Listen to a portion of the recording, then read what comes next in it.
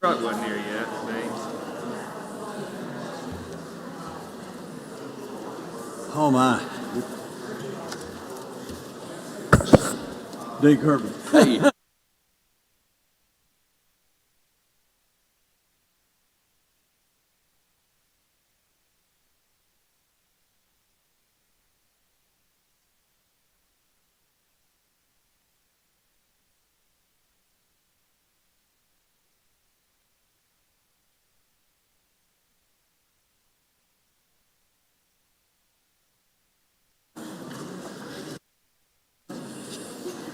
Ready? Senate come to order. Mr. Clerk, call the roll. Senator Barnett. Senator Barrett. Senator Berry. Senator Blackman. Senator Blackwell. Senator Blunt. Senator Boyd. Senator Brumfield. Senator Bryan. Senator Butler. Senator Carter. Senator Chazanall. Senator Chisholm. Senator DeBar. Senator Delano. Senator England. Senator Fillingane. Senator Frazier. Senator Harkins. Senator Hickman. Senator Hill. Senator Hobson. Senator Horn. Senator Jackson. Senator Johnson. Senator Jordan. Senator Kirby. Here. Senator Ladner. Senator McCon. Here. Senator McClendon. Senator McMahon. Senator Michelle. Senator Norwood. Senator Parker. Senator Parks. Senator Polk. Senator Rhodes. Senator Robinson. Senator Seymour. Senator Simmons of the 12th. Senator Simmons of the 13th. Senator Sparks.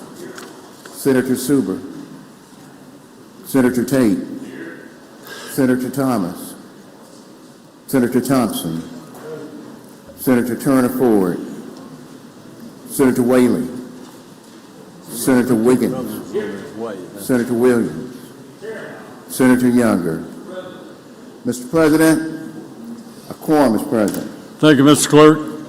Will the senators and guests in the gallery please rise for the invocation to be given today by Brother Justin Cheney. He's a pastor at Cedar Grove Baptist Church in Lena, Mississippi, and he's a guest of Senator Tyler McCon. Brother Cheney. Thank you. Let's pray. Father, we do love you, and we thank you for the day that you've made. We thank you for the opportunity to enjoy this day that you have made. And as we come to you now, Father, we pray your richest blessings on this group of men and women that's here representing the state of Mississippi. Father, we pray that you would give them guidance, give them direction, and Lord, help them to turn to you for knowledge in making the right decisions. And Lord, we just pray for their safety. And Lord, we just thank you today for what they have done for this state and ask you to continue to bless. And Father, we fail not to thank you most of all for the Lord Jesus. Thank you for what he has done for us. In his precious name we do pray. Amen. Amen. Please join me in the pledge. I pledge allegiance to the flag of the United States of America and to the republic for which it stands, one nation, under God, indivisible, with liberty and justice for all. Thank you, sir. Dean, would you like to take a photo or wait for Luther to go? Let's take a photo right now. Button up. Yes, sir.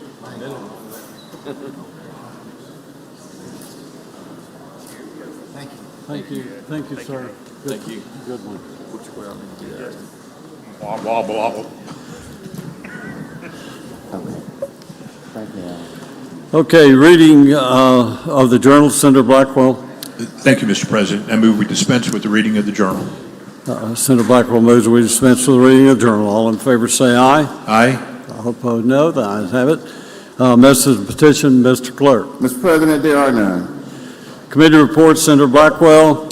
Thank you, Mr. President. I move we dispense with the reading of the committee reports. Senator Blackwell moves that we dispense with the reading of the committee reports. Introductions of bills and resolutions. Senator Blackwell. Thank you, Mr. President. I move we dispense with the reading of the titles of the bills and resolutions. Senator moves we dispense with the reading of the titles of the bills and resolutions. All in favor say aye. Aye. All opposed, no. Thank you, Senator.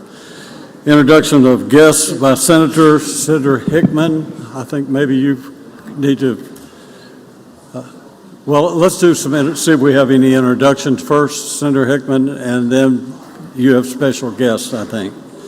All right, I see no introduction. Senator Hickman. Thank you, Mr. President. At this time, I would like to ask for floor privileges for the Eves family. No objection. Please escort our guests in.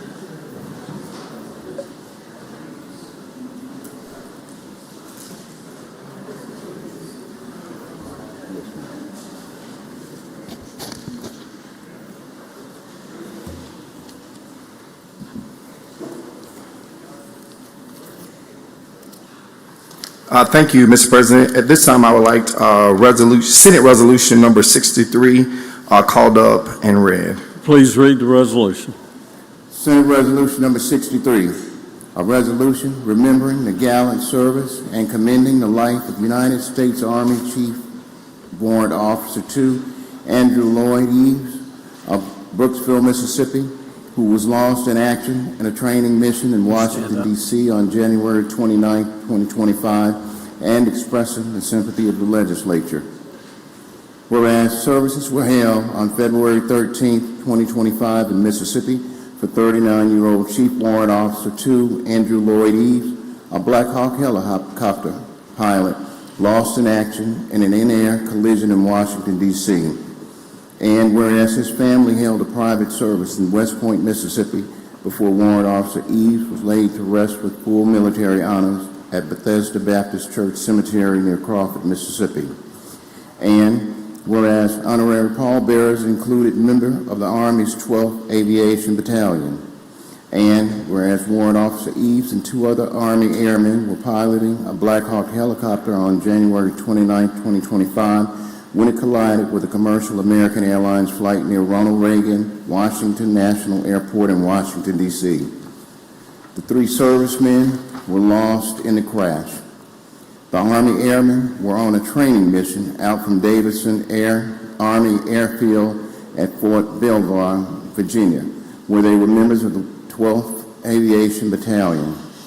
And whereas Warrant Officer Eves was born in Columbus, Mississippi, and grew up in Brooksville, Mississippi. He attended Central Academy in Macon and Mississippi Youth Challenge Academy at Camp Shelby in Hattiesburg. He earned an associate degree from the University of Maryland Global Campus. And whereas Officer Eves served 10 years in the Navy, where he reached the rank of first-class petty officer E6 before joining the Army. And whereas survivors include his wife, Carrie Evans, daughter, Kaylee Lester, and son, Michael Lester, mother, Betty Hayden Eves of Brookville, Mississippi, father, Hank Lloyd Eves of Coker, Alabama, and brother, Forrest Eves of Brooksville, Mississippi. Whereas Andrew Eves was a loving son, husband, and father who was counted among America's heroes, committed to our nation's safety and security. To a country, a fallen soldier means a national loss. To a community, a fallen soldier means a true hero. To a spouse, parent, or child, a fallen soldier means a husband or son or father who will not be coming home. Mississippians understand the cost of conflict because we have paid them in the past, and it is with great pride and humility that we recognize the heroic action of this great American and Mississippian who was the guardian of civilization as we know it today. Now therefore, be it resolved by the Senate of the State of Mississippi, the House of Representatives concurring therein, that we do hereby remember the gallant service and commend the life of United States Army Chief Warrant Officer 2 Class Andrew Lloyd Eves of Brooksville, who was lost in action on a Black Hawk helicopter training mission in Washington, D.C., January 29, 2025, and extend the thoughts and prayers of a grateful state to his family and our sorrow on his passing. Be it further resolved that this resolution be presented to the surviving family of Andrew Lloyd Eves and made available to the Capitol Press Corps. Thank you. Ladies and gentlemen of the Senate, as we gather today, we honor the service of Chief Warrant Officer 2, Andrew Eves. He is a son of Mississippi, and he dedicated his life to service, courage, and sacrifice. His role as a Black Hawk pilot demonstrated not only his extraordinary skill, but also his unwavering commitment to protecting and defending our nation. So on behalf of all of us from the Senate, we present this resolution to the family as a tribute to his legacy, a legacy of bravery, honor, and selflessness. And in the same right, we extend our deepest condolences. We're joined here by members of his family. And at this time, Mr. President, I would like to ask for privileges for Ms. Betty Eves, his mother, to address the Mississippi State Senate. You recognize Ms. Eves. I just want to say thank you on behalf of all of his family for what you've done to honor my son, his brother, and it's just words cannot say for the love that has been poured out to our family and shown for my son. And thank you from the bottom of our hearts for what you've done for us today. Thank you. Thank you, Mr. President. Thank you. Our prayers are with you.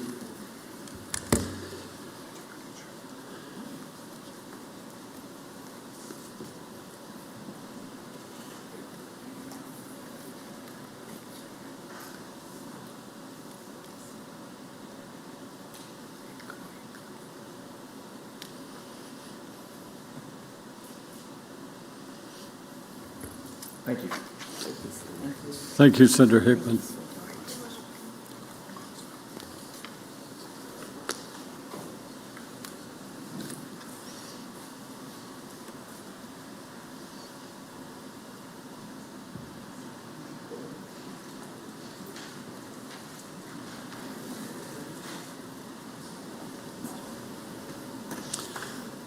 Okay, seeing no other introductions, we'll go to the calendar of the day.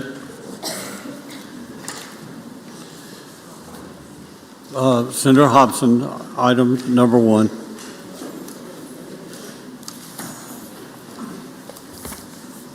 Thank you, Mr. President. I ask that we go to item 1 on today's calendar and have the title read. Please read the title. 1126 budget process, bring forward sections related to and provides the transfer of funds.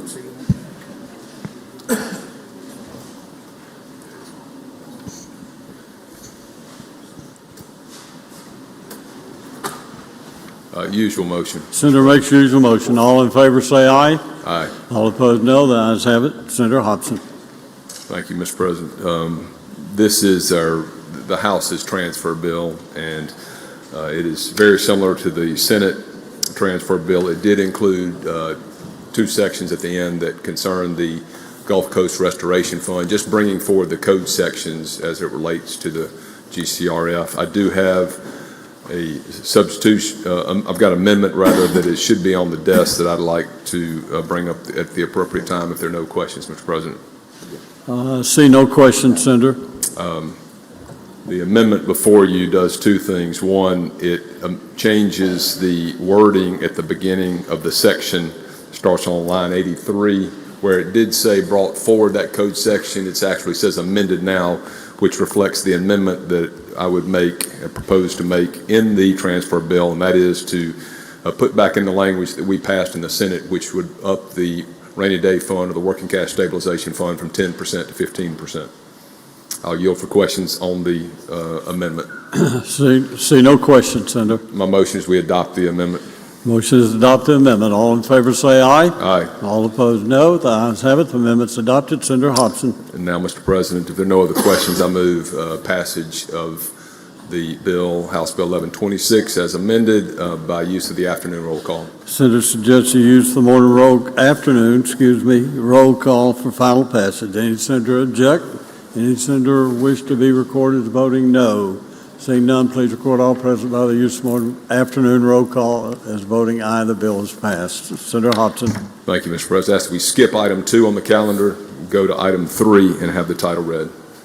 Please read the title. House Bill 1131, 2024, Local Improvements Project Fund, clarifying correct names and purposes of certain. Usual motion. Senator makes the usual motion. All in favor say aye. Aye. All opposed, no. The ayes have it. Senator Hobson. Thank you, Mr. President. My motion is to adopt the strike all, and I ask to be recognized to explain. You're recognized to explain. Thank you, Mr. President. This is very similar. We put in the language that we included in our initial bill on the fixes or the amendments to the local project bill. This strike all does include one change that we did not have initially, and that is to change the town of Utica, Mississippi to pay costs associated with the completion of pipe installation and replacement. Instead, change that to the Reed Town Water Association. Probably some of you have seen that association on the news recently as it relates to problems they've had with their water association. So this money, instead of going to Utica, will go to Reed Town Water Association. The rest of the changes were what we had previously and we passed in the Senate in our Senate proposal. I'll yield for questions if there are any. No questions, Senator. Seeing none, my motion is to adopt the strike all. Motion is to adopt strike all. All in favor say aye. Aye. All opposed, no. The ayes have it. Strike all is adopted. Senator Hobson. Now I move for final passage, basically using the afternoon roll call. The senator suggests the use of the afternoon roll call final passage. Any senator object? Anyone wish to be recorded as voting no? Seeing none, please record all present by the use of the afternoon roll call as voting aye, and the bill is passed. Senator Hobson. Thank you, Mr. President. I ask that we go to item 4 and have the title read. Please read the title. House Bill 1127, ARPA Funds Program, bring forward sections on. Make the usual motion. Senator makes the usual motion. All in favor say aye. Aye. All opposed, no. The ayes have it. Senator Hobson. Thank you. I'd ask you to recognize Senator Polk to explain the bill. Senator Polk, you're recognized to explain the bill. Thank you, Mr. President. We have a strike all, I believe. Is that right? No, this one does not. It's just as amended. I'm sorry. Excuse me. Thank you, Mr. President. Y'all have seen this many times. This is the ARPA sweeps to make sure that we have the funds in the proper accounts. We passed the similar bill and sent it to the House.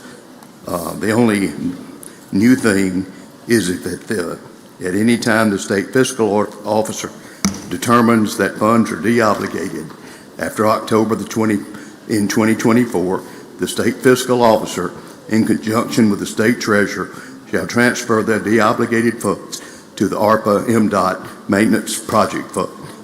The bill does have a reverse repealer. We will be seeing it in conference. If there are no questions, adopt the strike all. I'm sorry, it's no strike.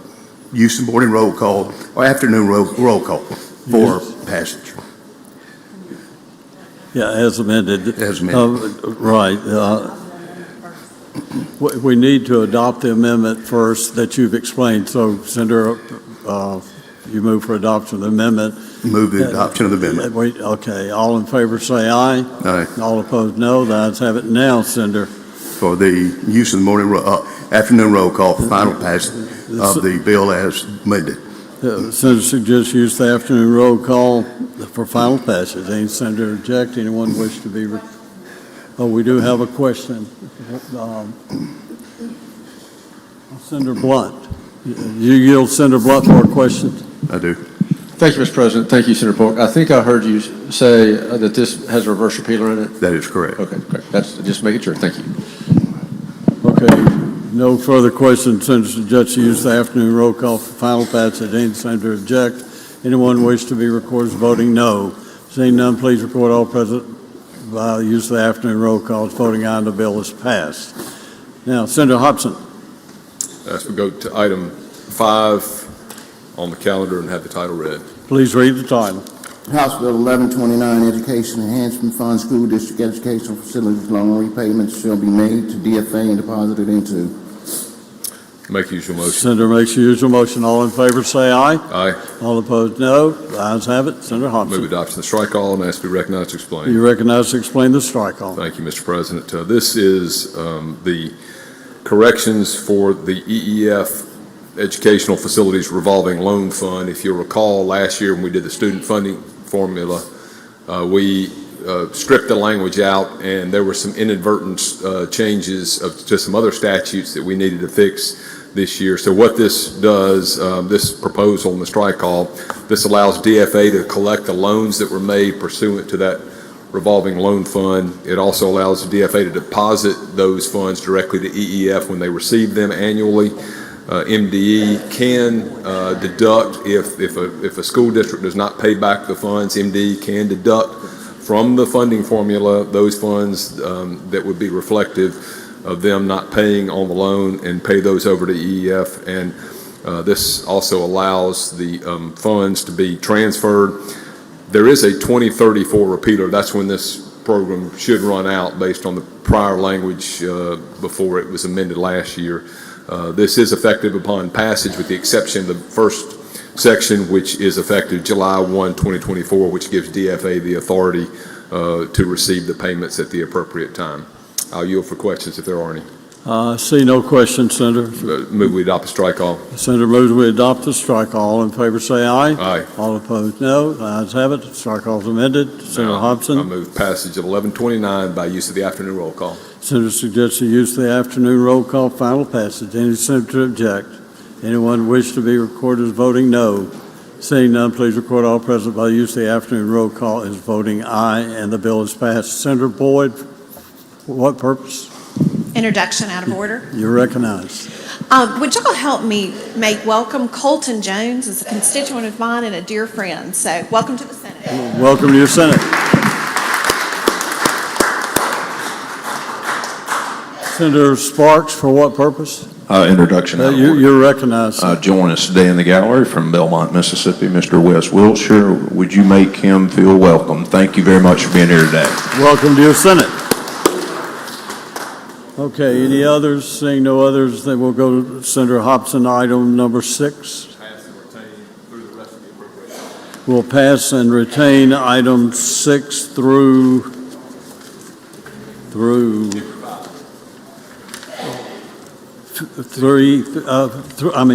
55 we'll pass and retain. All right, so we'll go to finance calendar at this time. Senator Harkins. Item 56, Senator Harkins.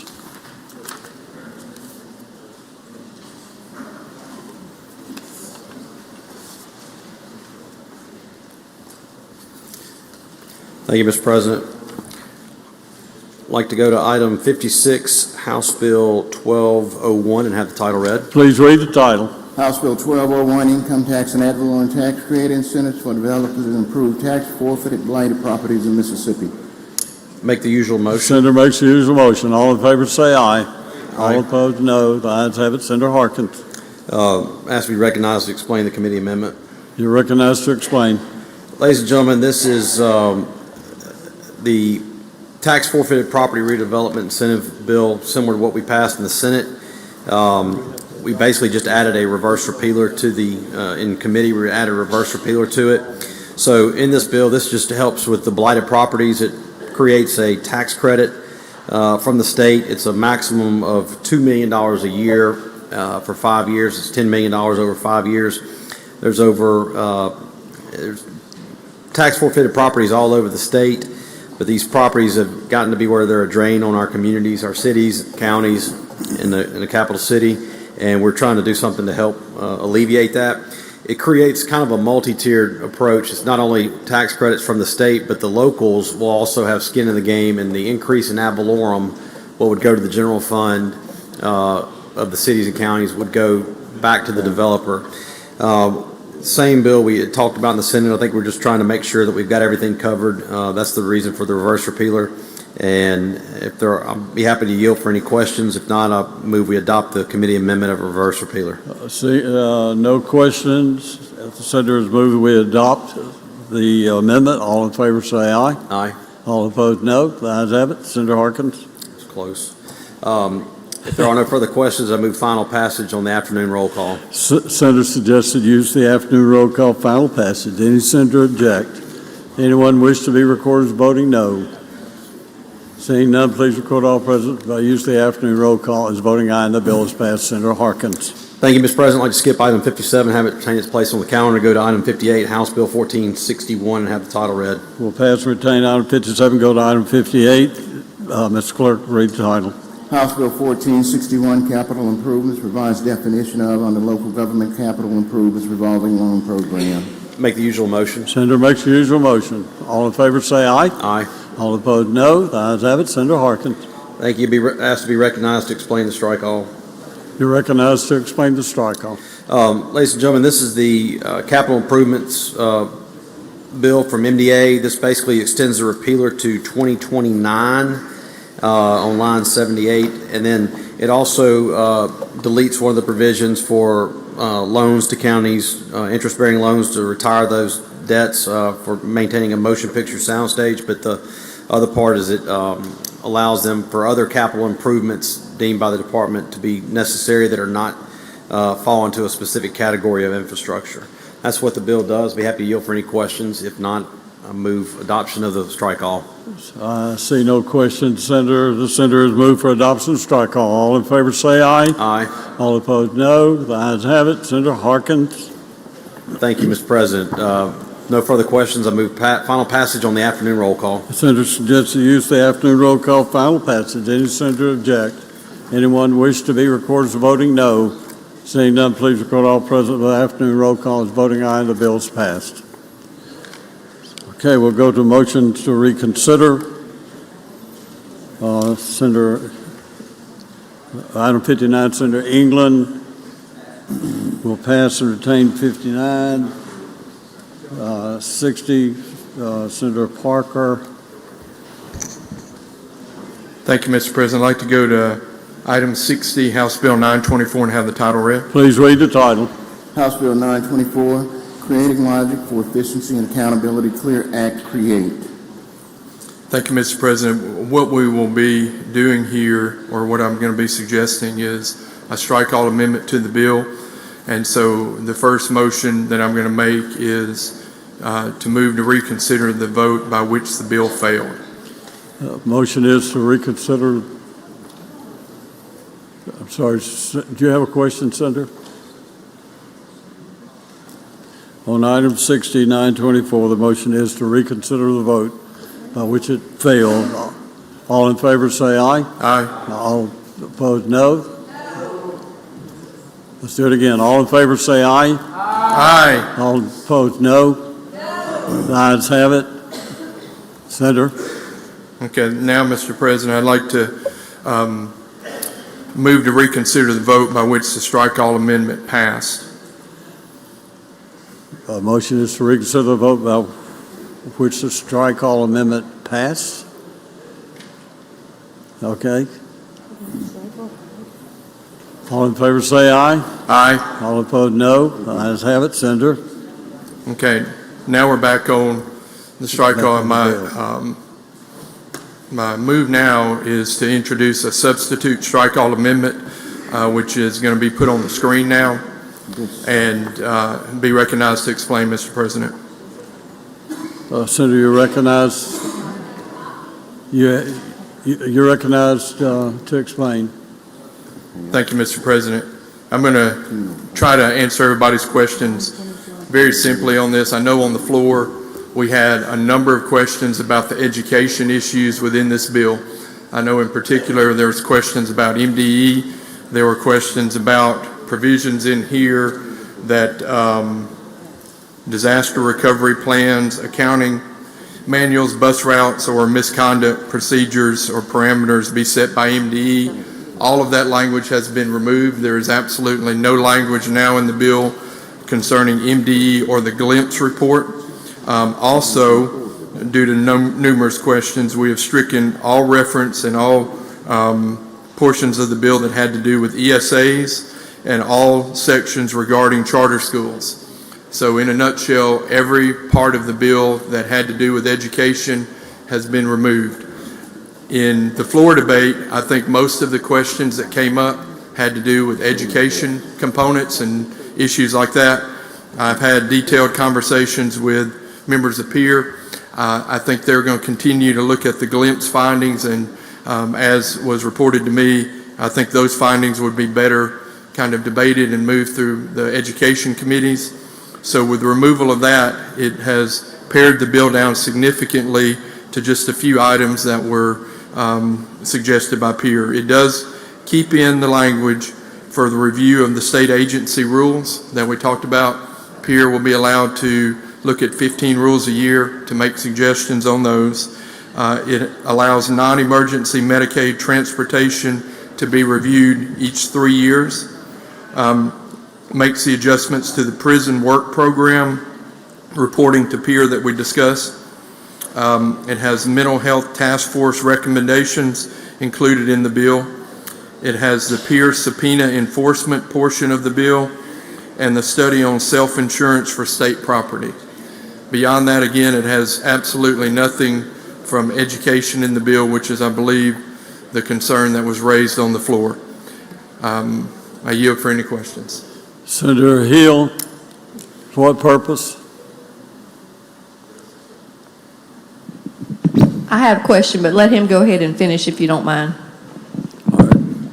I think he has finished, Senator. Okay. I guess my question is, what I'm trying to thumb through here is a strike-all still that we've never seen that's been, put on our desk. It's 119 pages, and I can't tell in the first part of it because I can't find any of it that's underlined. I'm assuming this is all new code in Section 1 and Section 2 where it talks about Medicaid payments and payment mixes and So drugs. I guess to have you navigate a little bit easier, if you want to look at the bill that we did on the floor before, I can give you all of the sections that were removed from the bill, which might make it easier for you to compare. So under the education policy changes, we removed section 3, 4, 5, 6, and 7, which had to do with all of the transportation and other issues that we talked about in that section. And then again, under the original bill, we removed all the sections starting in section 9 that had to do with the ESA program. I understand that. I'm trying to figure out what's in the bill now, the Medicaid stuff. Yep. For the Medicaid portion, all we have is one provision that allows the peer committee to conduct performance evaluations every 3 years to assess cost.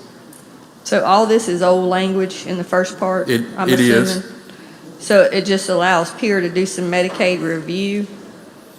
Well, we've recognized, or peer has recognized, that non-emergency transportation is something that they continue to look at on a regular basis. Yes. And this just puts a provision in there to allow them to look at that and assess costs every 3 years. And it also, I guess on lines 21, 24, it talks about subpoena power for peer, and I have no problem with that. Right. So what would the other pertinent thing that would be in here besides the So after that, there's a study on the self-insurance for state property. Uh-huh. Before that, there's the mental health task force recommendations, which was Senate Bill 2597 that we passed on the floor. That has all of that language that we discussed when we talked about this bill and when we passed 2597. And the one other part is oversight of state agency rules, which is at the beginning of the bill, which is the ability for peer to review up to 15 administrative and rule changes made by agencies each year. Okay, does this bill have a reverse repealer in it? It does not. Okay, so this bill will go straight to the governor. No, it would have to go back to the House. It'd have to go back to the House, and then if they don't, if they concur, it would go to the governor. It sounds like most everything that you're discussing in here, and I'm thumbing through it, is actually cost-saving measures and accountability measures. That's correct. And on the first part where you've got the peer committee looking at a program for state agency administrative rules, I'm good with that, and of course, you know, I would prefer that they be sent to the legislature so that we wouldn't have to look at every state website to see what kind of rules they're operating under that are going to be Right. enforced as the rule of law. So hopefully, if I live long enough, I'll get that bill through here so that the legislature can be emailed to when the Secretary of State's office is emailed for public comment, so that we would know if we want a public comment or whatever. We have gotten it through the Senate. We have been unable to pass the bill completely. Okay, has it been brought up for a vote in AET? I can't remember what committee it was in, but I know it got out one year because you and I worked on it. Okay, I don't ever remember it getting out of committee, but maybe I'm wrong. But I guess the question that I have is, if this bill does go to conference, This bill is not going to conference. it's not going to conference? It is not going to, it will either be concurred on as it is, or it will die a miserable death. Well, it may or may not be miserable, but I guess my question is, if Pierre's looking at new administrative agency rules, maybe at some point we can get them to look at rules that are already in existence in the agencies that are in direct conflict with state law, because I know there are quite a few. And that's where my concern is about wanting the emails sent to the legislators, because I have found, would you be surprised that if they don't like something that's in a state law, some of these agencies will just make a rule to go around it? Would that surprise you? It wouldn't surprise me, and I think that gets back to the ability of Pierre too to have subpoena power. You know, so I think sometimes when we have issues like that occur, and you or me or anybody has questions about it, we're unable to get answers. But I do trust our peer committee and our president in here to look into issues like that we have, and maybe be able to call these people to the table to get us answers to important questions like that. Thank you. Thank you, Senator Hill. Okay, see no further questions. A motion, Senator. Motion would be, Use the first motion Oh, would be. I'm sorry, we have someone? No? I think Senator Robinson wanted to. Well, first, Senator McMahon, did you have a question, or? Yeah, you can just. I wanted to speak on the bill. I think, Mr. President, I forgot to alert you that I believe Senator Robinson had asked to speak on the bill ahead, and I was going to recognize her. So in however your rotation goes, I think they both would like to speak on the bill. Let's do Senator Robinson, because that may affect what Senator McMahon is going to say, then we'll have Senator McMahon.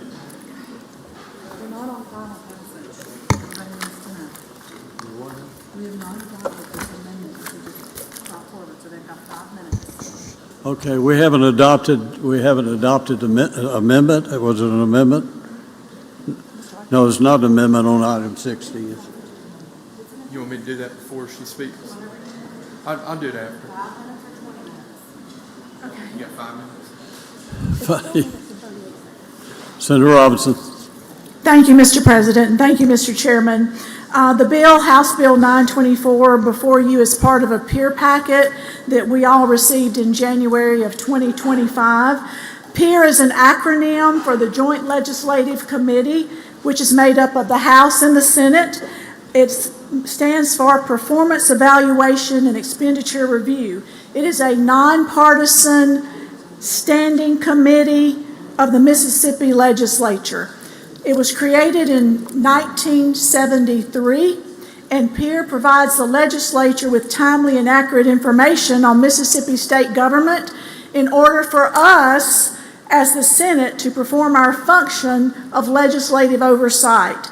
PEER analyzes state agencies, it analyzes programs and operations, and helps the legislature make state government more effective, more efficient, and more accountable. Legislative oversight is the process by which we, the Senate, take an active role in understanding and monitoring the performance of state government, and we apply this knowledge to the other 3 primary functions, which include making laws and public policy, setting budgets, and raising revenues. As our government has grown and become increasingly complex, holding government accountable through effective legislative oversight has become increasingly challenging and important for us to do. Mississippi's executive branch consists of numerous agencies, boards, commissions, operating without close coordination under a complex administrative network. One of the consequences of this fragmented authority is a great deal of disparity in the levels of efficiency and effectiveness. Through legislative oversight, we, as the Senate, can untangle the administrative network and fix responsibility when corrective action is necessary. PEER is Mississippi's legislature, our oversight entity. The authority for such oversight is based on Section 60 of the Mississippi 1890 Constitution. There's a PEER office with staff who conducts research and performs this analysis, and today we have with us Ted Booth, our Executive Director. Thank you, Ted, for being here. There's a nonpartisan PEER committee composed of both House and Senate members.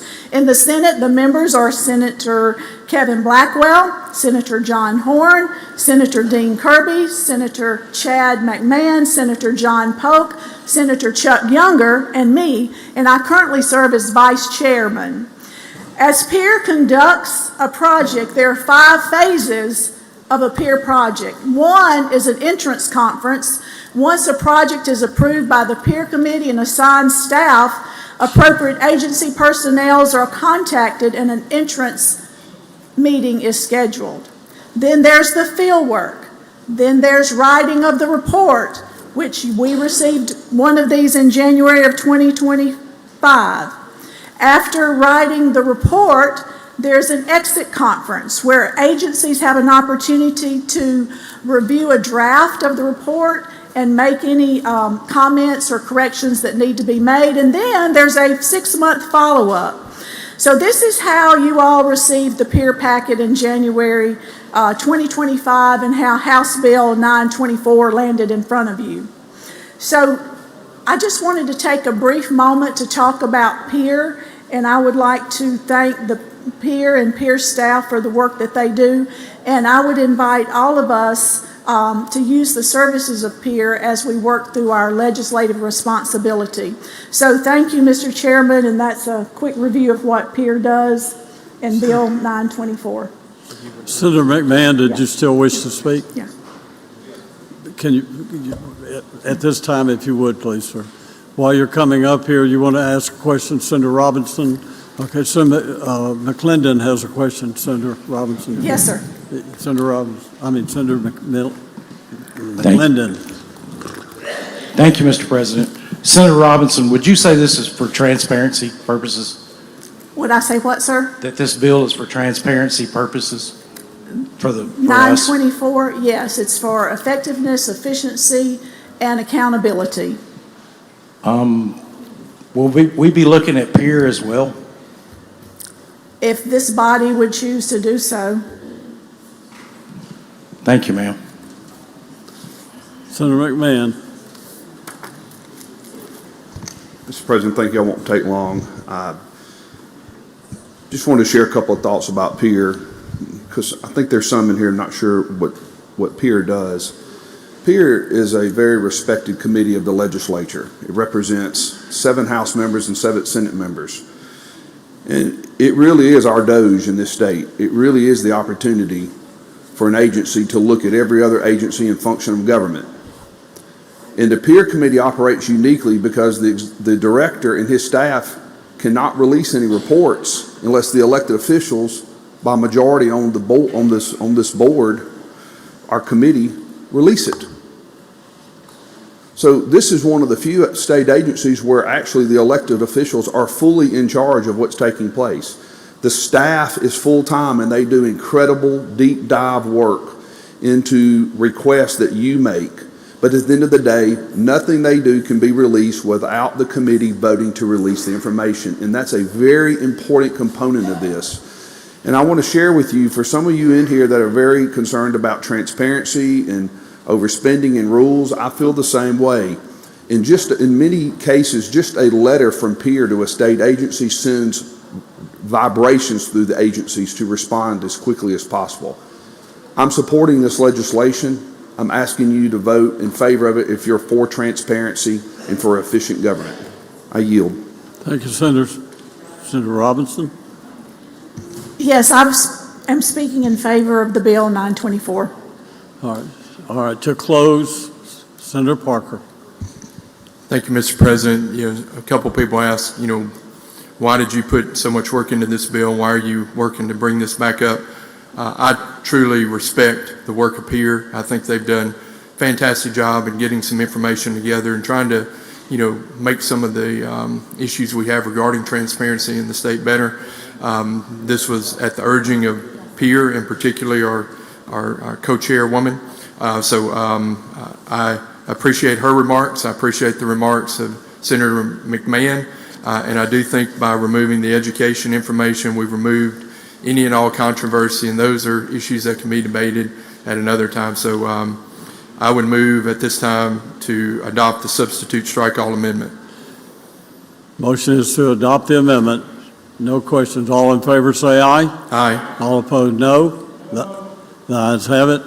Senator Parker. Now, final passage, I move passage by the use of the afternoon roll call. The senator suggests the use of the afternoon roll call, final passage. Any senator object? Anyone wish to be recorded as voting no? Senator McClendon, no. Senator Tate, no. Senator Fillingane, no. Senator Chazanal, no. Senator Hill, no. Senator Chisholm, no. Anyone else? Please, seeing no others, please record all others present by the use of morning roll call. The bill is passed. And we'll go to the next item. Thank you, Mr. President. I'd like to go to item 61, House Bill 916. Have the title read. Please read the title. House Bill 916, cigarettes and vape products, require Commissioner of Revenue to establish separate directories to regulate sale of. My motion is we table the motion to reconsider. The motion is to table the motion to reconsider. All in favor say aye. All opposed, no. The ayes have it. Senator, we have Senator Simmons for what purpose? Introduction out of order. You're recognized, Senator. Thank you, Mr. President. On behalf of Senator Simmons and I, we would like to introduce several great friends of ours. We have Dr. Dan Ennis, the president of Delta State University, along with Michelle Roberts. We also have Ms. Hannah Aguzzi with the Cleveland Chamber of Commerce. And we have Emily Havens with the Grammy Mississippi Museum, along with her daughter, Angela Patrick. Ladies and gentlemen of the Senate, let's please give them a warm welcome. Thank you so much. Welcome, your Senate.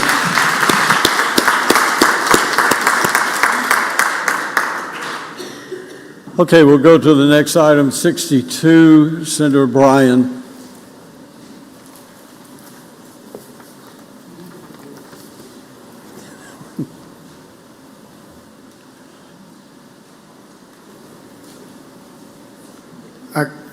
I go to item 63 and ask that the title be read. All right, you pass and retain item 62, Senator, and go to item 63. Please read the title. House Bill 671, hospital expanded capacity program, extended period during which expenses incurred by hospitals for ICU beds may be reimbursed under. Senator Bryan. Mr. President, there is an identical Senate bill that deals with this. I would like to reconsider and then recommit.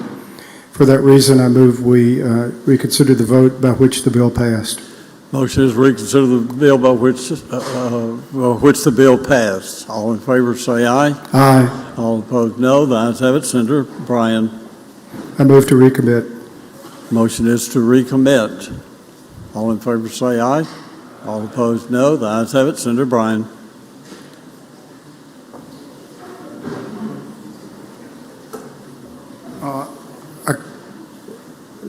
Do you want to move? We'll go to item 64, Senator Harkins. Yes, I'd like to call up that item and have the title read. Please read the title. House Bill 598, publisher fees, revise those charged for publication of legal documents. My motion is we move to reconsider the vote by which the bill passed. Motion is to reconsider the bill by which the bill passed. All in favor say aye. Aye. All opposed no. The ayes have it. Senator Harkins. My motion is we move to reconsider the vote by which the strike all was adopted.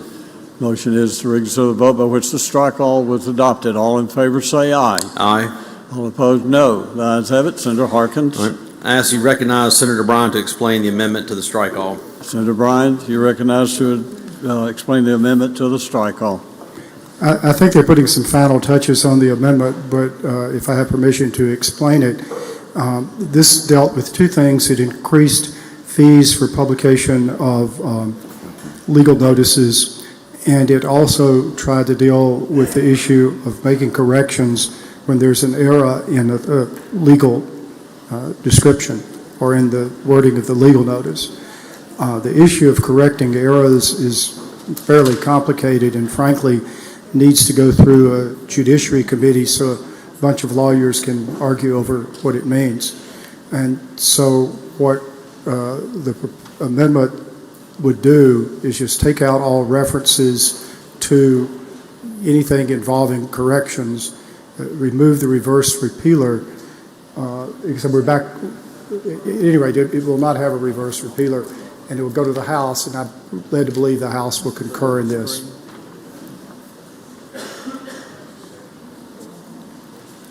Okay, I believe they're putting it on the screen now, Senator.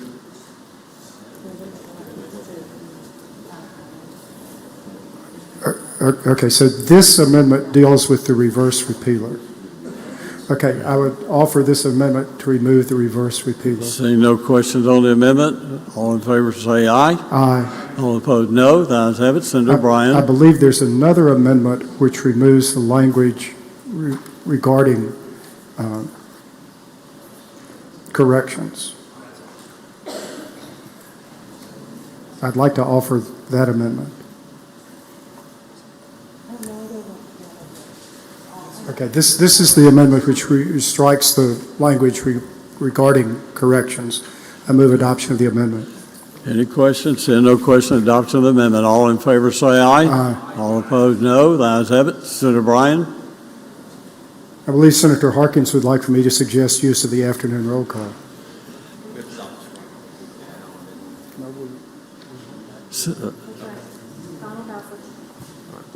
I move final passage on the afternoon roll call. Senator suggests use of the afternoon. We do need to drop, okay, excuse me. We'll need to adopt the strike-all as amended. That's my motion, to adopt the strike-all as amended. Okay. Move, adopt strike-all as amended. All in favor say aye. Aye. All opposed, no. Now, And move adoption, final passage on the afternoon roll call. Senator suggests use of the afternoon roll call, final passage. Any senator object? Anyone wish to be recorded as voting no? Seeing none, please record all present by the use of the afternoon roll call as voting aye, and the bill is passed. Now we'll go to item 65. Senator Boyd. Senator Boyd will pass and retain. Item 66, Senator Tate. Pass and retain. 67, Senator Wiggins. Senator Wiggins will pass and retain. And then we go to bills laid on the table subject to call. Senator Bryan. Item 68 will pass and retain that item as well. 69, Senator DeBar. Thank you, Mr. President. Call that item up and have the title read. Please read the title. Senate Bill 2181, Public Records Act, exempt school district test security plans for administration of statewide student assessment program. Mr. President, my motion is that we do not concur and invite conference. All the House did was add a reverse repealer, so we need to send it to conference to take that out if possible. Okay, the motion is to do not concur but invite conference. All in favor say aye. All opposed no. The ayes have it. Conference is invited. We'll go to item 70. Senator Barnett. Thank you, Mr. President. Actually, we call up item number 70 on today's calendar and have the title read. Please read the title. Senate Bill 2239, authorization for incarceration of state offenders in county or regional correctional facilities at Forest and Wayne counties. Senator Barnett. Make the usual motion. I don't have to. I don't think we have to do that. Okay. Well, Mr. President, my motion is that we concur on Senate Bill 2239. Motion is to concur. You're going to explain or? Well, the House language that they sent back over to us changed the words from shall to may contract with the two regional jails that wants to house state inmates, and that'll be Wayne and Forest counties. And so I've spoken with the delegation of both counties, and they agree, and I also agree. So therefore, Mr. President, we concur with the House version of this bill. Thank you, Senator. Motion is we do concur. No. And I concur by the use of the morning roll call, Mr. President. I mean, the afternoon roll call. Senator suggests use the afternoon roll call. Anyone object? Anyone wish to be recorded as voting no? Seeing none, please record all present by the use of afternoon roll call as voting aye. Thank you, Mr. President. And the bill is passed. Okay, we'll go to item 71. Senator Bryan, I ask that the title be read. please read the title. Senate Bill 2704, Annual Inspection of the Infirmary at State Penitentiary at Parchman, requires State Department of Health to conduct. Mr. President, Senator Barnett tells me we need to invite conference. Therefore, I move that we do not concur and invite conference. Motion is do not concur but invite conference. All in favor say aye. All opposed no. The ayes have it. Bill is headed to conference. We'll go to item 72. 72, Senator Bryan. Pass and retain that item. And 73 as well. Senator, will pass and retain item 73. Go to item 74, Senator Hobson.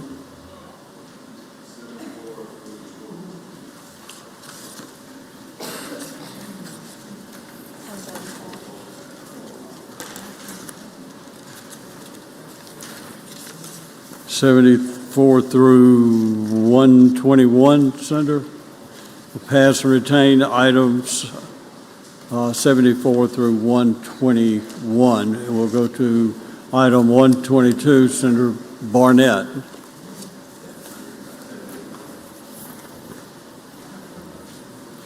Thank you, Mr. President. I ask that we call up that item on today's calendar and have the title read. Please read the title. Senate Bill 2357, MDOC contract with Greenville, LaFleur Carroll Economic Development Foundation for Delta Work Release Program authorized.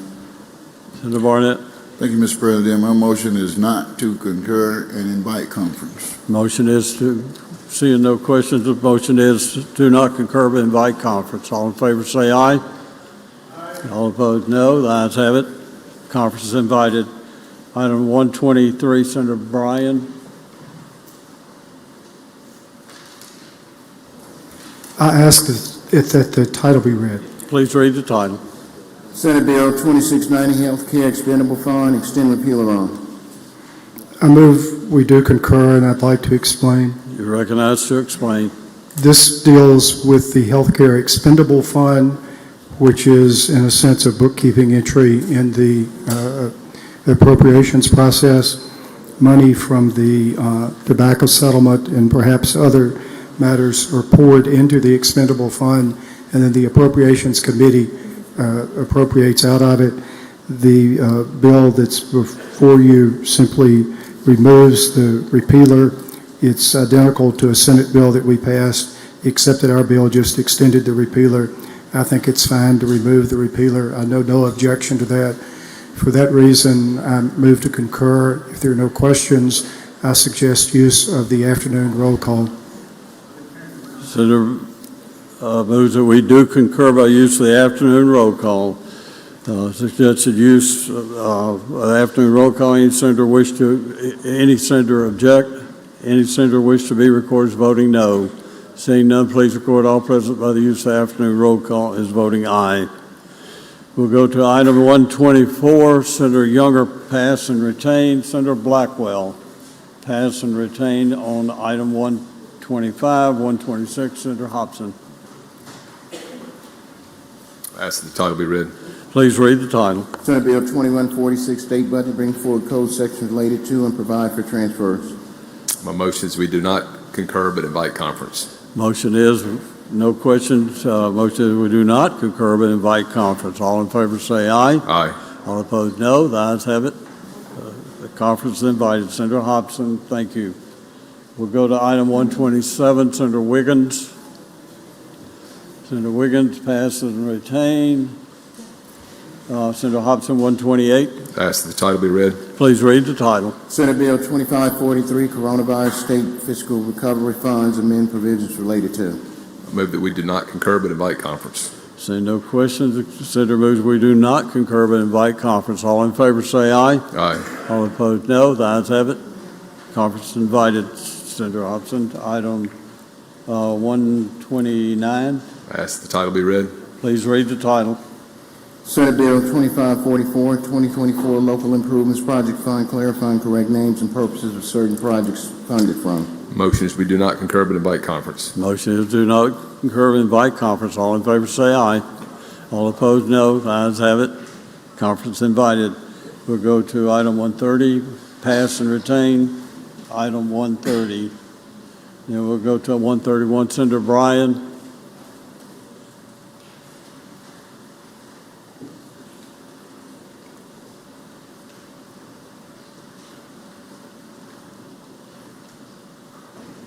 We'll pass and retain items 131. Senator Hobson, 132. Ask that the title be read. Please read the title. Senate Bill 2730, Mississippi Burn Care Fund, provide the SBH shall equitably divide funds among all certified health centers. A motion is we do not concur but invite conference. Say no questions. The motion is do not concur, invite conference. All in favor say aye. Aye. All opposed, no. The ayes have it. Conference is invited. 134, Senator Hobson. 133, Mr. President. 133, excuse Yes, me. sir. I ask that the title be read. Please read the title. Senate Bill 2840, State Budget Process, revised provisions related to and transfer certain funds. Motion is we do not concur but invite conference. Motion is do not concur, invite conference. All in favor say aye. Aye. All opposed, no. The ayes have it. Conference is invited. Now 134, Senator.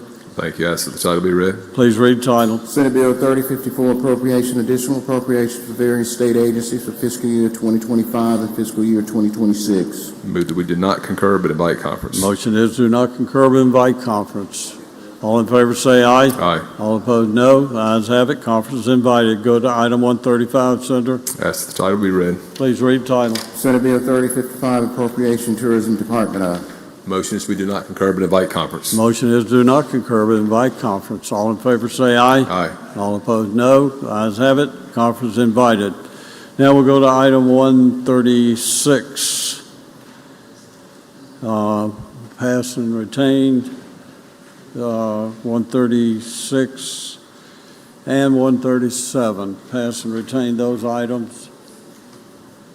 We'll go to 138 through 146. I think I have a note here that we may pass and retain. Is that correct? Yes, we'll pass and retain those items through 146. And then go to item 147, Senator Parker.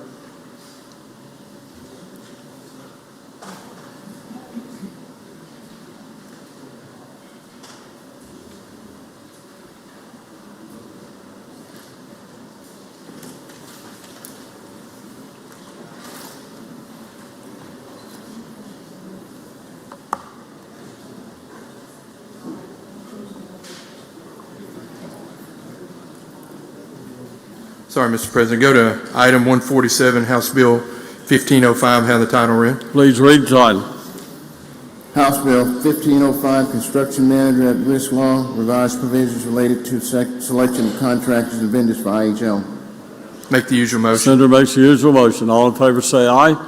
All opposed, no. The ayes have it. Aye. Thank you, Senator Harkin.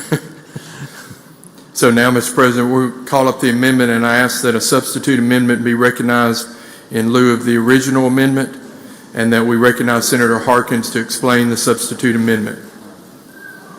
Okay, Senator Harkins. Thank you, Mr. President. Thank you, Mr. Chairman. The substitute amendment is essentially the Senate language of the Construction Manager at Risk bill we passed in here a few weeks ago.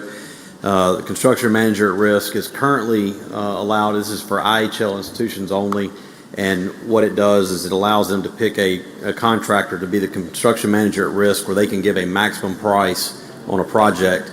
And the problem with the bill right now is currently they have to take the lowest bid. And part of the problem is they need to have the contractors qualified to do the work. There's been an instance where they had to take the lowest bid. That contractor was not able to do the work. It caused a lot of problems, delays, extra cost.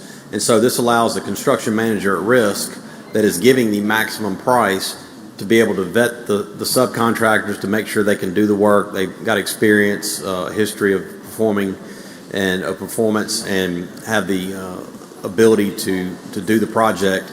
And those qualifications are discussed with the agency. They're published weeks prior to going out, and so it's made crystal clear to everybody what the pre-qualifications are. And it just allows them to be able to vet the contractors to make sure they can do the work. And so they are able to give a maximum price because they're the ones that are at risk. The construction manager is, hence construction manager at risk. So that's what the bill does. It's the bill we passed earlier. And there's also another section that references a line to the Department of Ed on line 431 that adds the words electronic devices such as laptops, tablets, and computer paraphernalia. This allows our schools to be able to buy computers and also have an agreed upon price in the future to sell them back to the company. So that was a part of the amendment in this bill that it was added to. So that is an explanation of the bill. I'll be happy to yield for any questions. On an amendment, Senator Seymour, do you have a question on this amendment? On the bill itself, Mr. President. Okay, so go ahead. Thank you, Mr. President. Mr. Chairman, wouldn't a performance bond be just as sufficient to take care of this problem to where you are doing a true bid process? I think so, but I think the best thing to do is to make sure you have subs that are able to do the work. And if they don't meet certain requirements, they don't have the financial ability, if it's a big job, if they don't have the staff. I mean, right now it doesn't require you to do any of that. And so anybody can create a company and go put a bid in on a job. And if you're the lowest bid, you're selected. And I don't think that's the thrust of construction manager risk is the institution, the agency hires me to do the work. I give you a maximum price. Now it's up to me to make sure I can do it for that amount. And my hands are tied if I'm having to take the lowest bid, and if they're not able to do it, I'm the one that eats it. But I don't have the ability to vet the subcontractor. And all this bill does is let them they publish the qualifications beforehand of what's required, and then everybody submits their bid and their experience, and then you can go from there and pick, which contractors are able to do the work and select them. And the liability is on me as the construction manager, not on the agency, the university, or the taxpayer. So everybody becomes a subcontractor dealing with the construction manager at risk, yes. Thank you. Thank you. Senator Turner. Question? You yield, Senator Turner. I do. Senator Turner. Thank you, Mr. President. Thank you, Mr. Chairman. So my concern with this is, does this still apply to projects that must be in excess of $25 million? I believe so, and it's IHL only. IHL only? Yes. And does the proposal still allow that this construction manager at risk can also bid and accept or perform some of the work? Yes, it does. The amendment, and so my question then is, how much work or the amount of work can the construction manager at risk perform? And I think it's somewhere between 10%, 20%. It just says on line 319, section G, just says nothing in this section prevents a construction manager or its affiliates from self-performing construction work on a project so long as the construction manager or affiliate submits a proposal for a specific scope of work, as would other contractors or vendors, and the proposals are reviewed by the agency or governing authority deemed to be fair and reasonable as compared to other proposals for the same or similar scope of work, and an award to the construction manager or its affiliate is determined to be in the overall best interest of the project as a whole. So the agency or governing authority has the purview to review and to make sure it's if a contractor had met the approval of the qualification, they're qualified, I don't think it would be a case where they would be looked over if they were less expensive and pre-qualified. I mean, the governing authority can say, no, we're not going to give you that because this contractor who's pre-qualified and meets all the qualifications can do it. So going back to the amount that is involved, if it must be more than 25 million, the construction manager can perform up to $6 million of the, at least? Yes. I mean, I think it doesn't prevent them from doing that. So what, if anything, addresses potential conflicts of interest? Well, I think that the qualifications have to be vetted, and the agency, the governing authority, still gets to review all of it. But at the end of the day, the construction manager is the person that's at risk of delivering for the set price. So the risk is solely on the construction manager, not the agency or the institution of higher learning, Right, or the sub for that matter. But my concern is that there's, first of all, these are large dollar projects. And the construction manager is allowed to oversee the work of the other subs, but then he or she or this company can also join forces with them and receive at least a minimum of, $6 million if it's whatever the percentage is, because I think it's changed. One version left here with a percentage, and I believe in committee there was an effort to increase that amount. And my question or my concern is a potential conflict of interest with a contractor being allowed to oversee the work of the subs, but then also get in there and receive money on the deal too. Well, I would say that the essence of construction manager at risk is to take the risk out for the taxpayer and the state, not to exceed a certain price. And how it's done, it still is reviewed by the governing authority for, like I said earlier, they have to list all their qualifications. They have to submit a proposal. That proposal is reviewed and compared to other proposals of qualified contractors. And if it's not in the best interest, it's not a guarantee that it's going to be accepted. They don't necessarily are guaranteed the work. They have to put a proposal in as well. So is the standard the lowest bid, or is it the lowest and best? Right now, it's the lowest bid. They have to take the lowest bid. This does not make them take the lowest bid. It makes them take the best bid, but it also, there are a lot of factors that are included in the selection. Who currently oversees this process without this legislation? The Bureau of Buildings, and depending on right now, you're already allowed to do construction manager at risk. The problem is that right now, they're forced to take the lowest bid. So I imagine DFA or Bureau of Buildings would be involved with the universities. And so this proposal does not affect the role of the Bureau of Buildings at all? No, this proposal basically just deals with the construction manager that gives the maximum price to the institution or the governing authority, meaning the agency, which is the university in this case, because this is only limited to IHL. But this just allows them to vet the subcontractors to make sure that they're capable of doing the work. Where they're not forced to take the lowest bid, they can take the lowest and best bid of who's able to do the work based on past performance and all those other factors. Thank you, Senator. Thank you. Senator Hill, for what purpose? My question was about what you said about... Do you yield Senator Hill for a question? I do. Senator Hill. My question was about what you said about computers in schools, amendment or something. Yes.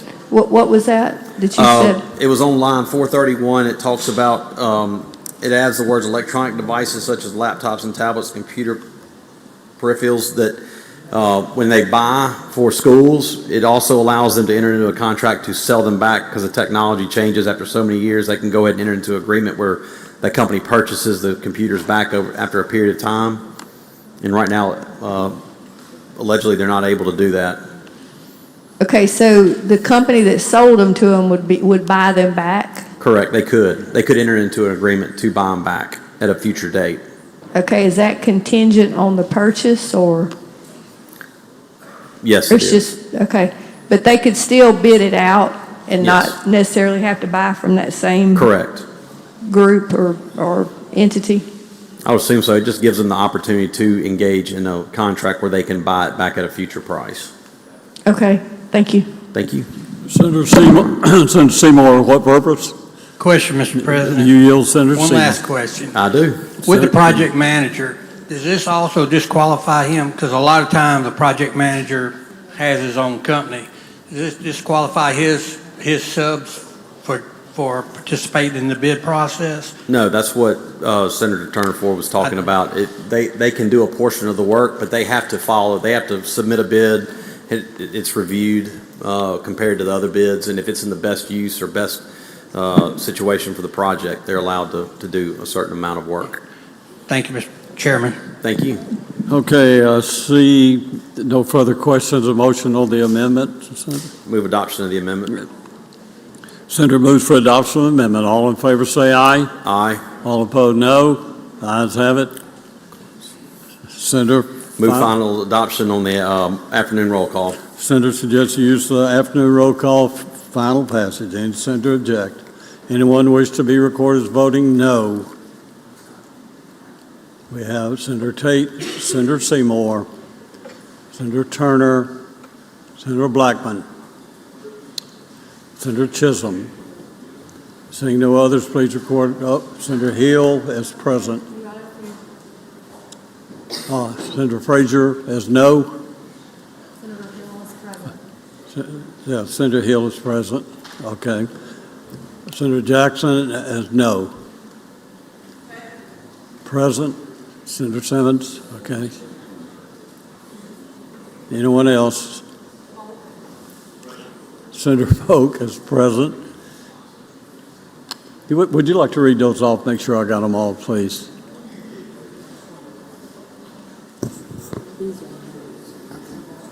Voting no or nay, Tate, Seymour, Turner, Blackman, Chisholm, Frazier, Jackson.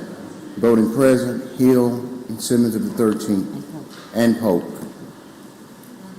Okay. So it passed. Okay, seeing no others, the bill has passed. All right. We'll make that short. All right, now we'll go to item 148. Senator DeBar. Pass, retain. 149, Senator Chasnall. Pass and retain that item. Senator Barnett. Item 150, Senator Barnett.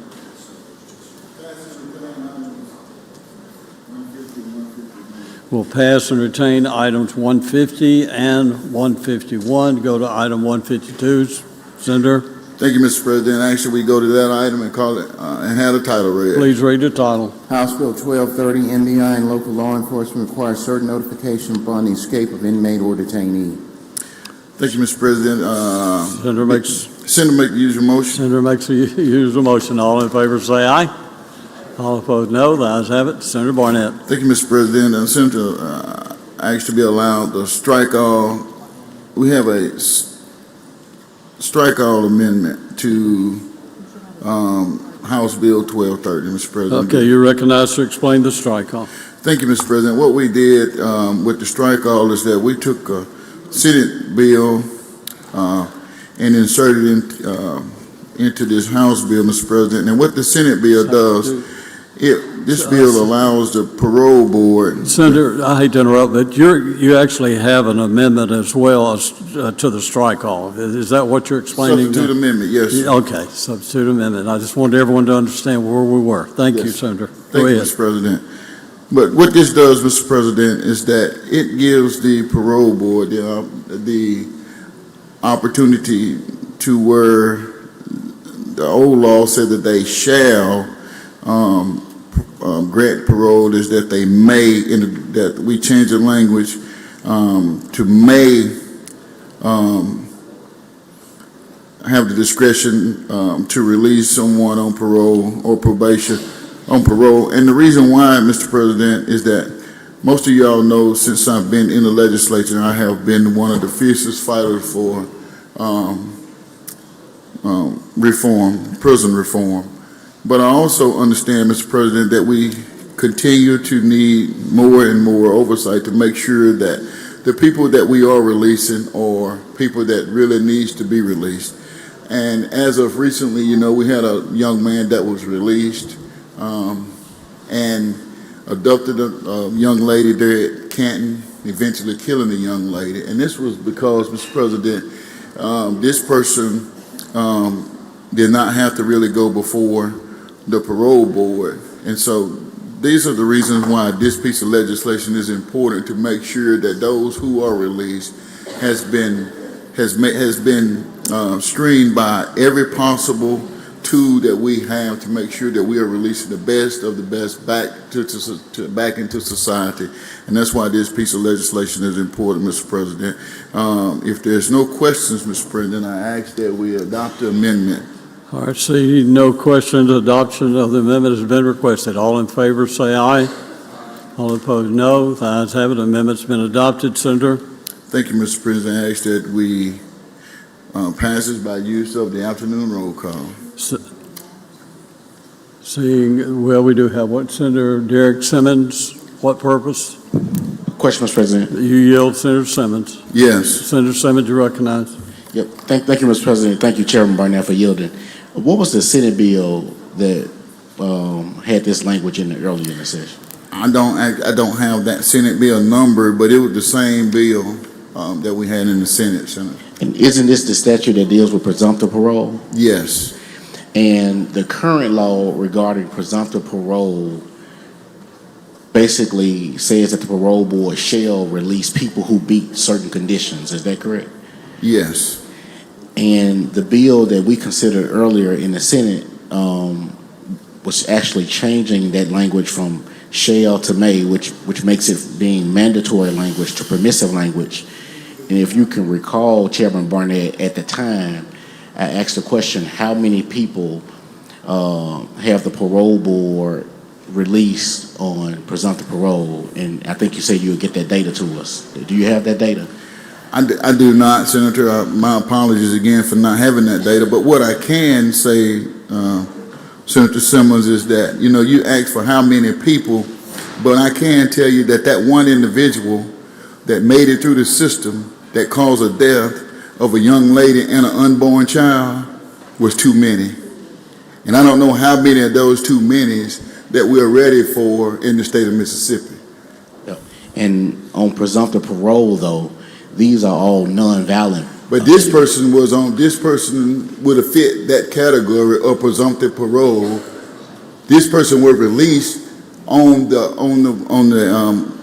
what the current system said, that he was automatically going to get the parole because he fit those things. And that was according to MDOC, but he hadn't really been vetted by the parole board and other people to ask those questions. So what this is just another mechanism to make sure, again, that what happened in Canton to that young lady, her family, and an unborn child is another measure to make sure that we don't continue to see those things happen.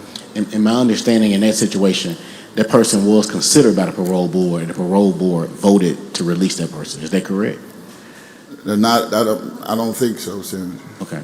Because presumptive parole, Chairman Barnett, as you should know, is totally different than those individuals that go before the parole board and get the majority vote to be released. Presumptive parole is a little different, and this statute was put in place when we passed House Bill 585. And from the data that I received, and we did pass House Bill 585 in 2014, and it's only non-violent individuals who meet certain conditions set forth by MDOC, and they complete their case plans. And from the information that I received, in 11 years, the Mississippi Parole Board has not released not one single person. And that's a problem. Yeah, but the problem is, Senator, is that since House Bill 585 and the presumptive parole, is that we have tried, and I know I've tried since I've been the chair of corrections, to make sure that the MDOC and the parole board, everybody gets together and get their stuff together to make sure that we can do something with presumptive parole, which has been on the books for 11 years and still hasn't worked. And from the conversation that I've had with the parole board is that this right here will not allow them or to necessarily take away that person's ability to get out. It would just give them the opportunity to further stream individuals that are going to be released. That's the difference in the shall and the may. Thank you, Mr. President. Thank you, Mr. Chairman, for your leadership. Thank you. Thank you. Do we have another amendment, or is that it?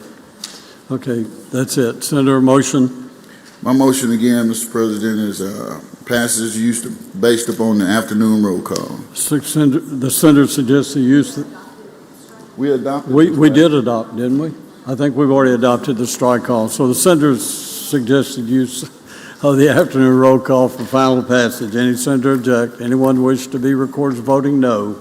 Seeing none, please record. Oh, we have a couple no's here. Senator Simmons, Derek Simmons, Senator Jackson, Senator Hickman, Senator Frazier, Senator Thomas, Senator Sarita Simmons, Senator Jordan. Anyone else? Seeing no others, please record all others present by the use of the afternoon roll call, and the bill has passed. Thank you, Senator. We'll go to item 153, Senator Whaley. Senator Whaley, pass and retain. 154, Senator Sparks. Pass and retain. Senator Sparks. Okay, 155.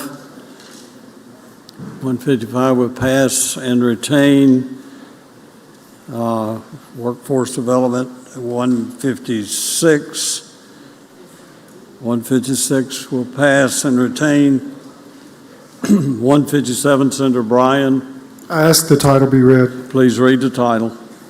House Bill 1502, Mississippi Hemp Cultivation Act, revised provisions of and legalized manufacture and sale of hemp beverages. I make the usual motion. Senator makes the usual motion. All in favor say aye. Aye. All opposed, no. The ayes have it. Senator Bryan. I move adoption of the committee amendment. You're recognized to explain. Mr. President, I would ask that you recognize Senator Blackwell, who will explain the committee amendment. Senator Blackwell, you're recognized to explain the amendment. Thank you, Mr. Chairman, Mr. President. I think I'm passing around some packages of some of the products that we're going to talk about that we're going to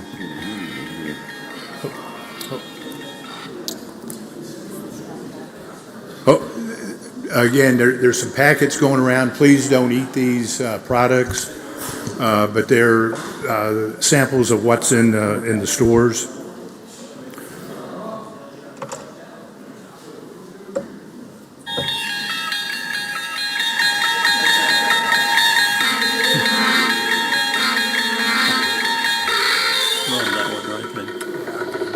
And he's explaining the amendment. Yeah, we're about to.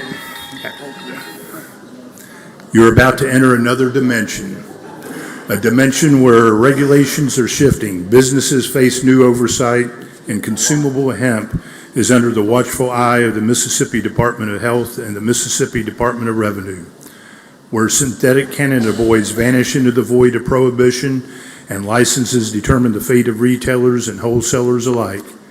You're about to enter a new dimension, not of sight and sound, but of laws and legislation, strict licensing and unrelenting oversight, a journey into a world where compliance is king and non-compliance comes with consequences. Next stop, the Mississippi Hemp Zone. Now, I say this because, pardon light, but this is somewhat of a difficult subject for us to cover because we talk about legal products and illegal products. So I think this bill went through both public health and finance, so I think just about everybody in here has heard it at least once, some of you twice. Let me tell you, the packets that are going around, the green packet has, each of those gummies is 250 milligrams of THC. The blue ones have 60. The Nerds, if you look at that, is 60 milligrams. And if you look at the packaging, you can see it's marketed toward kids. And then the dope rope is 25 milligrams. All of those are way above what we allow in the medical cannabis program. So in going through the bill, in Section 1, we basically renamed the Mississippi Hemp Cultivation Act to the Mississippi Hemp Act.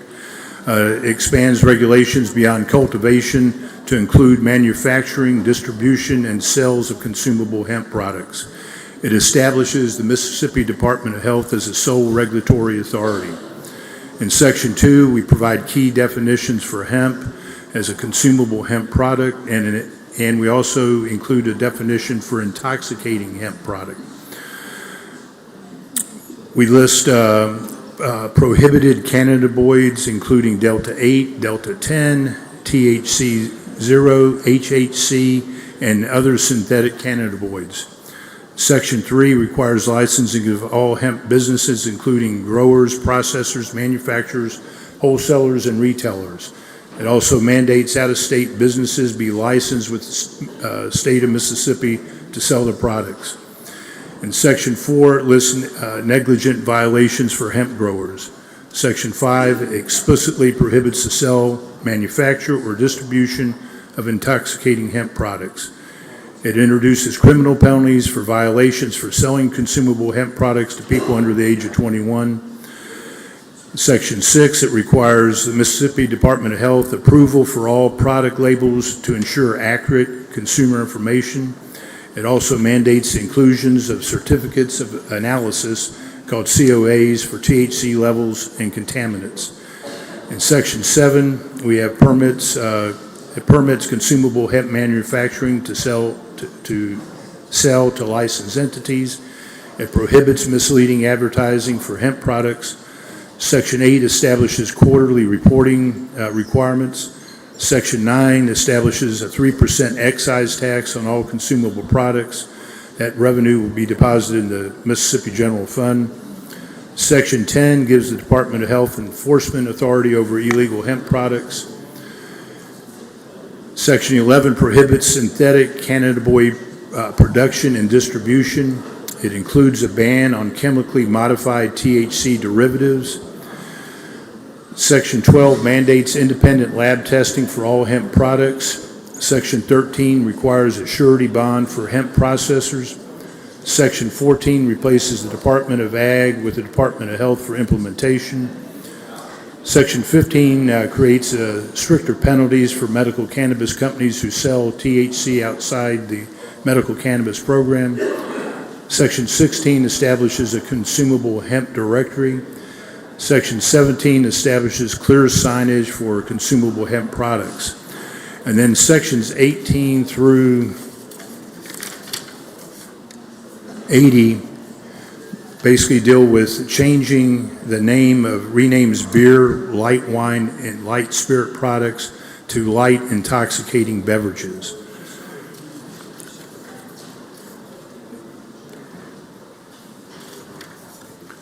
In Section 67, at the request of the beer manufacturers, we are increasing beer permit fees, for retailers, wholesale distributors, manufacturers, brew pubs, microbreweries, small craft breweries.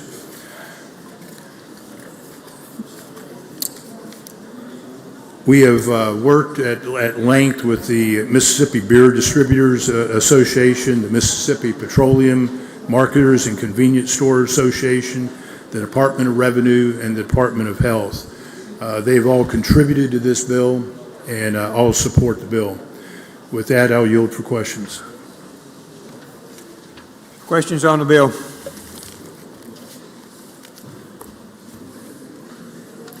Senator McMahon, for what purpose? Of an amendment at the proper time. Please proceed. Okay, questions on the bill?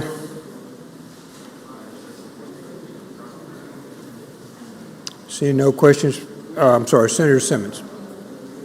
Question, Mr. President. Senator, you ready for a question? Yes, sir.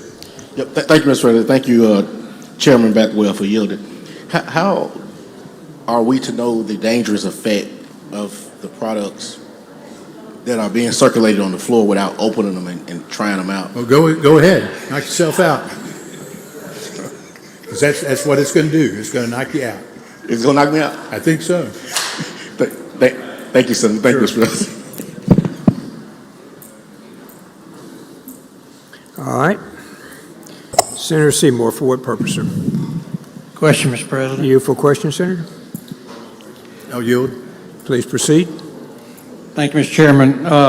Is this all the products that are somewhat connected with hemp, or? There are smokable products. I've got a little jar of, I guess, what you'd call flour, but for the majority, it's mostly consumable gummy type of products. But they do have inhalers or the little vape cartridges and flour as well that would be banned. And we had this discussion last year as far as by putting these rules in place, or the statute, that we're basically going to give a legal status to a certain portion of this. All those will be illegal. And it will be illegal. Will have to be removed from the stores. Thank you, Mr. Chairman.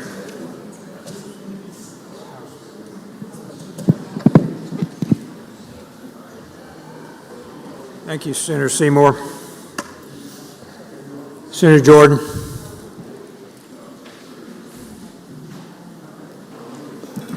Thank you, Mr. President. Mr. Chairman, along with this hemp, and you have other stuff, Creighton, all of that is out there.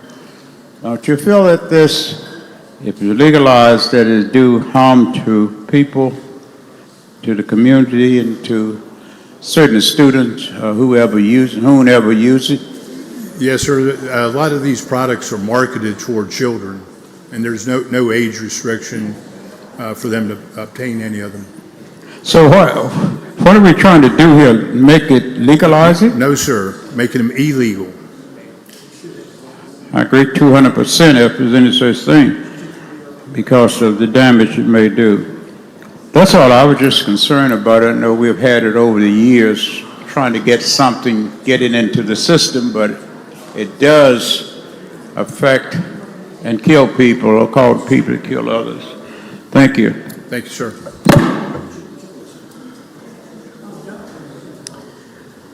Senator Parks. Thank you, Mr. President.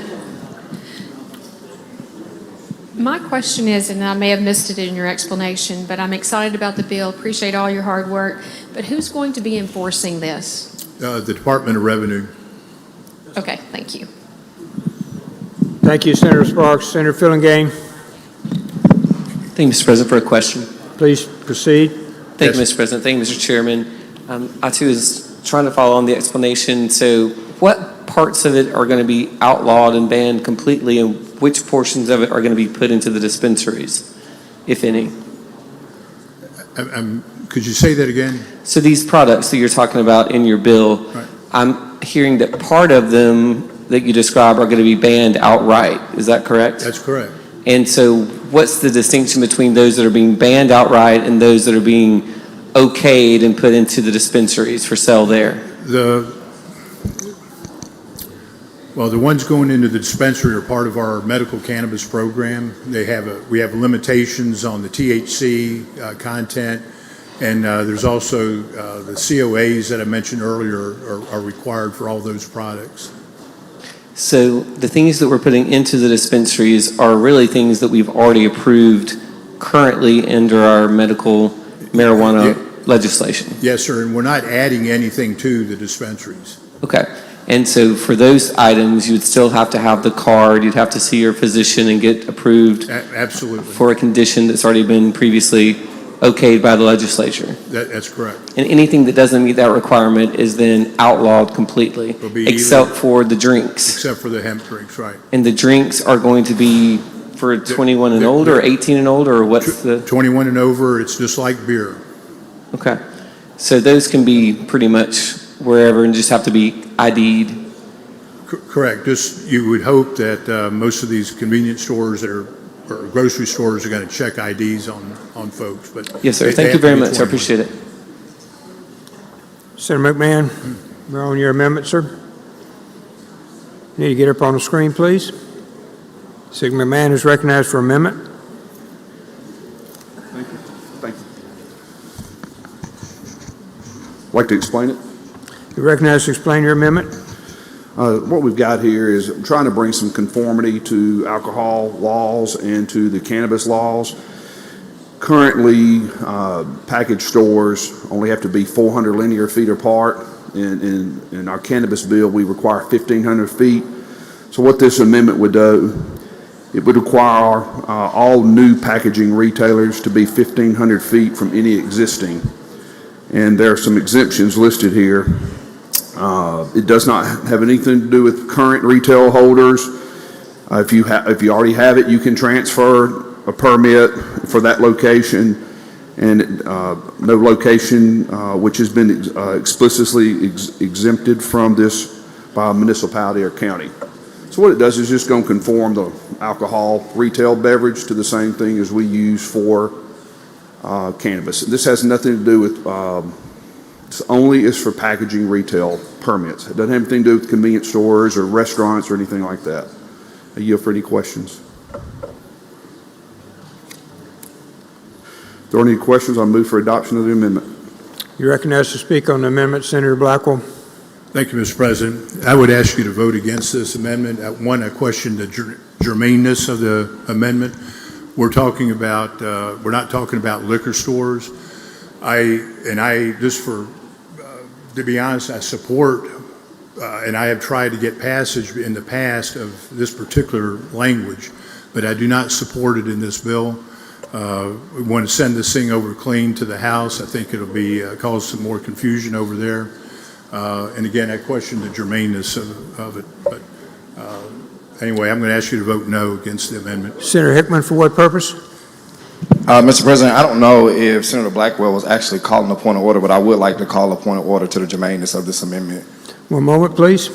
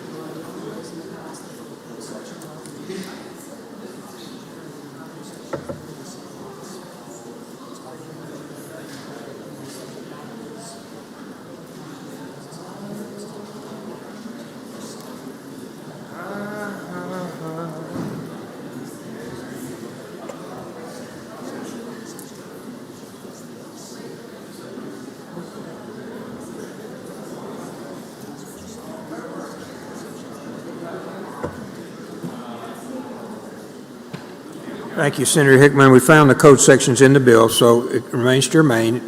Senator Blackwell, I think you were closing when I left there. Senator has already moved on the motion. We'll take the vote here in a moment. Again, I ask you to vote no on the amendment. Yes. So in closing, I would encourage you to vote for this. It does bring conformity to alcohol retail sales and the same way we treat cannabis. The code section is in there. It belongs to this body, and I leave it to the body, and I respect the body's decision. I ask you to vote yes. Okay. All in favor of the amendment, please certify by saying aye. Aye. Opposed, no. No. The noes have it. Senator Blackwell, we're back. Senator Sparks has an amendment. Senator Sparks, you're recognized to amendment on the bill.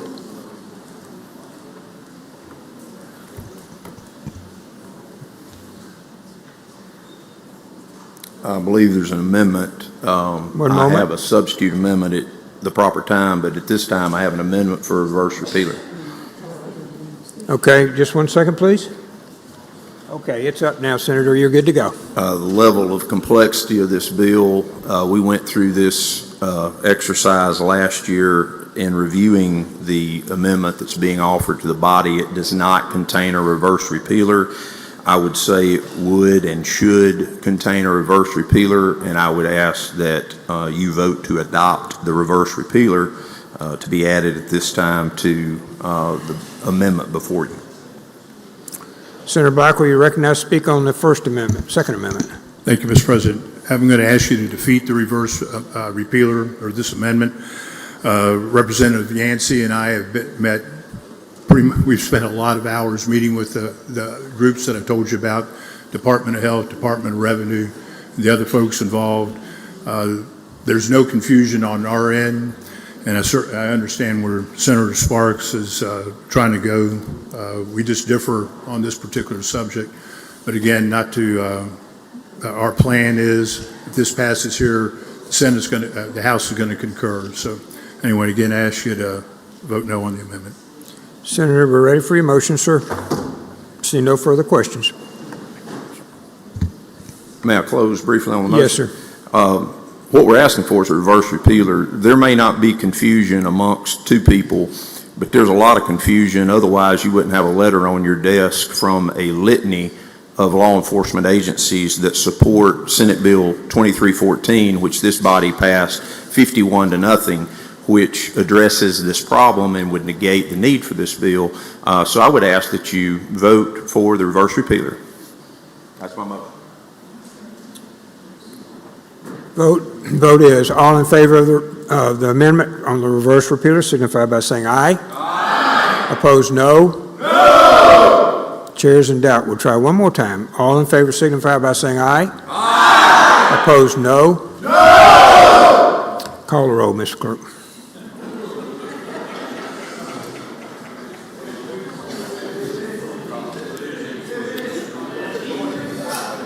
Yeah, yes, sir.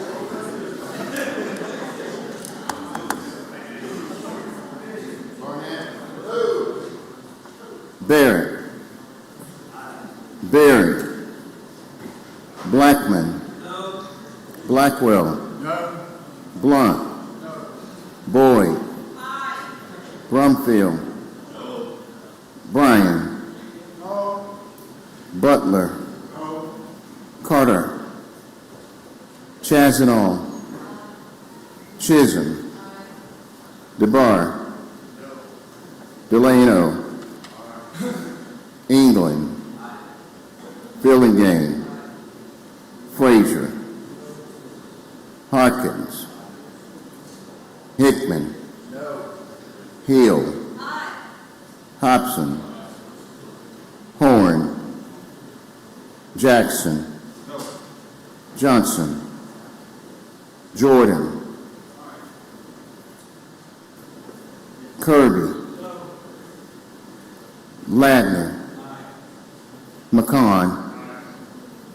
McClendon. McMahon. Michelle. Norwood. Parker. Parks. Hope. Rhodes. Robinson. Seymour. Simmons of the 12th. Simmons of the 13th. Sparks. Suber. Tate. Thomas. Thompson. Turner Ford. Whaley. Wiggins. Williams. Younger. Berry. Carter.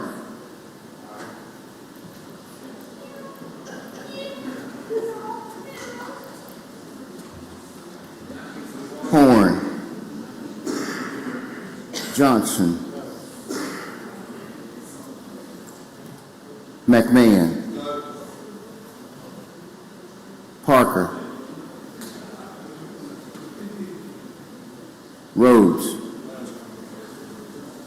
Robinson.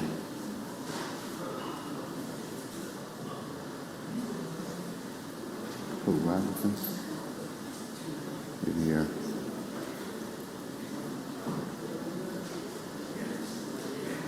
Okay, I think that's it. Voting yes or yea? Barrett, Boyd, Carter, Chazanall, Chisholm, Delano, England, Fillingane, Harkins, Hill, Hobson, Jordan, Ladner, McCon, McClendon, Parker, Parks, Robinson, Seymour, Sparks, Suber, Tate, Thompson, Whaley, and Younger. Voting no or nay, Barnett, Blackman, Blackwell, Blunt, Brumfield, Bryan, Butler, DeBar, Frazier, Hickman, Jackson, Johnson, Kirby, McMahon, Michelle, Norwood, Pope, Rhodes, Simmons of the 12th, Simmons of the 13th, Thomas, Turner Ford, Wiggins, and Williams.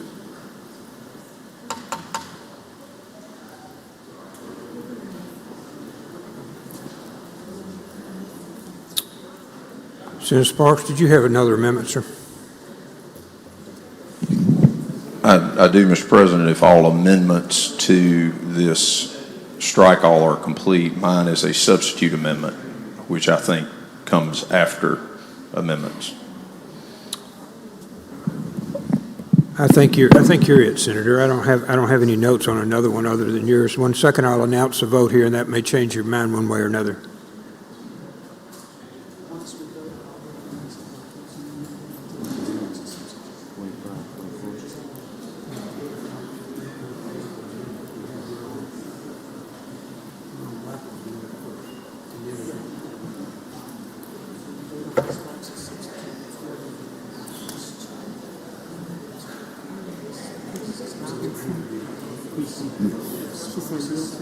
Yes, she said yes.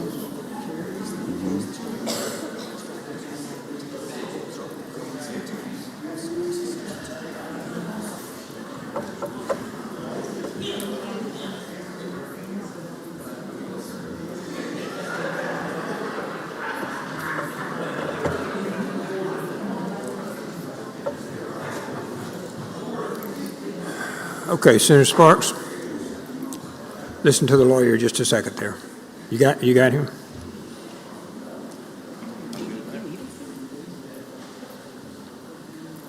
By a vote of 25 to 24, the amendment passes.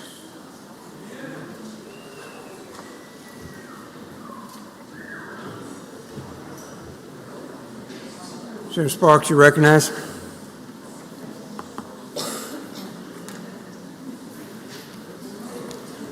Thank you, Mr. President. The amendment that would be before you would be a substitute amendment, which would be the language of Senate Bill 2314, which we passed 51-0. And I'm going to be very brief on this. We're talking about consumable hemp products, ingestible hemp products. The products that you see at the front of the convenience stores that are not safe.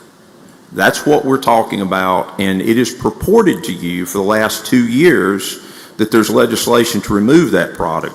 I submit to you that it's already illegal unless you have a United States Food and Drug Administration approval, which is what we passed again this year, 51-0 from this body, that is still alive on the other end. The issue is hemp, ingestible or consumable, is the problem that is plaguing these convenience stores and young people. I want to be honest with you.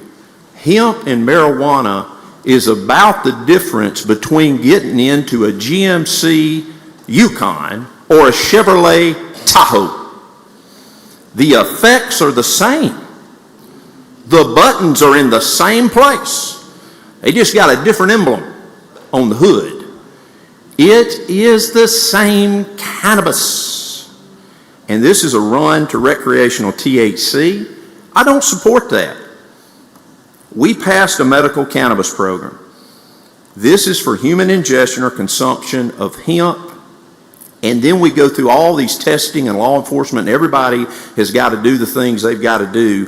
When you already voted in 2020 to comply with the Farm Bill, that human ingestion or consumption materials, any product derived from the hemp plant for human ingestion or consumption that was accompanied with a U.S. Food and Drug Administration approval, then went to that .03 test.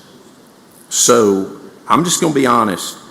That is the reason for my amendment. You've already passed this language 51-0, and if that is the intent of this body, then we'll just adopt this, we'll send it back over. It's got a reverse repealer in it as well. If they want to take up the House bill number, they can do that with our language. One last piece. There's been discussion about intoxicating hemp beverages. I want you to know in this legislation, there was a unique little carve out for 18-year-old to 20-year-old children who were with their parents. They could drink a cold beer. That's the law in the state of Mississippi. You can drink a beer with your parent or legal guardian, beer or light wine. That's not wine, that's a wine cooler. Bartles and James, rise up. That is in the law today. This bill takes that away.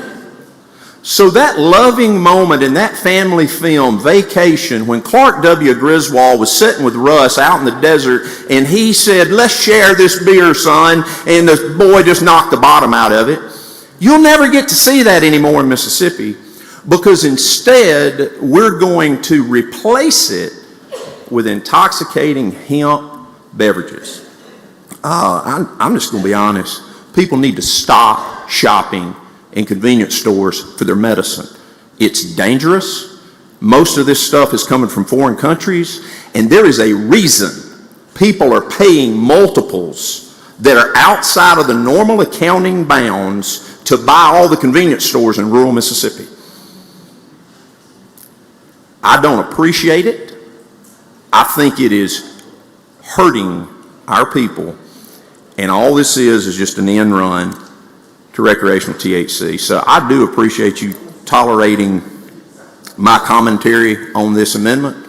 If I would yield to any questions, if not, I'll move for adoption of the amendment. Questions on the amendment? Senator Hobson, for what purpose, sir? Question, Mr. President. Yield for a question, Senator Sparks? I yield. You're recognized, Senator Hobson. Thank you, and thank you, Senator Sparks. I'm trying to follow. You just passed an amendment to put a reverse repealer in the bill that was proposed by Senator Blackwell, correct? That's correct. And this is a substitute amendment that you're bringing before the body. I don't have the full amendment, but the substitute amendment that you've got before the body is to modify the bill significantly. Does it also have a reverse repealer in it? It does, and it is the language we passed in Senate Bill 2314 to a T, except for a reverse repealer. And how does it change the bill that Senator Blackwell has before us with the reverse repealer in it? It reestablishes what is current law, that the hemp products are not eligible to be sold in the state of Mississippi if they're derived from the hemp plant unless they're accompanied with the United States Food and Drug Administration approval, which is what we passed in 2020 and then we passed in 2314 this year. Okay, thank you, Senator. Thank you. Senator Wiggins, for what purpose, sir? Question is for the chairman. Chairman, for you for a question? No, yield. Senator Wiggins. Thank you, Mr. Chairman. So if this amendment passes, then that effectively guts the bill. You're basically going to kill. You're going to kill the bill. Okay. So and the bill that is the bill that's before you makes all these products illegal. They will not be able to be sold in convenience stores. They're not going to be sold in dispensaries. And okay, and so that's leads me to my next question, which was in committee we had, and when I say we, the Public Health Committee we had at least 2 hearings, correct? Correct. On this bill, we had Representative Yancey come over, explain the bill, and then we had presenters from both sides of the issue, correct? That's correct. Okay, and so as I understood it, and please correct me if I'm wrong, what the bill itself is trying to do, understanding we have a reverse repealer, is to regulate the products that have, I'll call it additives additives over and above the 0.3 that was set out in the Farm Bill. Am I correct in that? That's correct. This basically outlaws anything that has THC in it. Okay, and so as we heard in committee, the 0.3 was what was established by the Farm Bill. That's correct. And if I'm correct, we, the legislature, had legalized or allowed for hemp as a result of that Farm Bill. Am I correct in that? Yes, sir. Okay, and so if I understand what was brought up in committee was that, and this was presented by charts and things like that, is that there are folks or entities that are adding things to hemp products that gives that THC level above the 0.3. That's correct. What they do is when they first get it, it's at the 0.3, but then they apply chemicals to it. And again, I don't know understand the chemical process, but yes, they end up extracting a higher level of THC. And if you notice on these packages, it's like THC 9, THC 0. There's a whole assortment in one little packet. Okay, and so as I understand it, there is, and I guess it's the 0.3 and below, the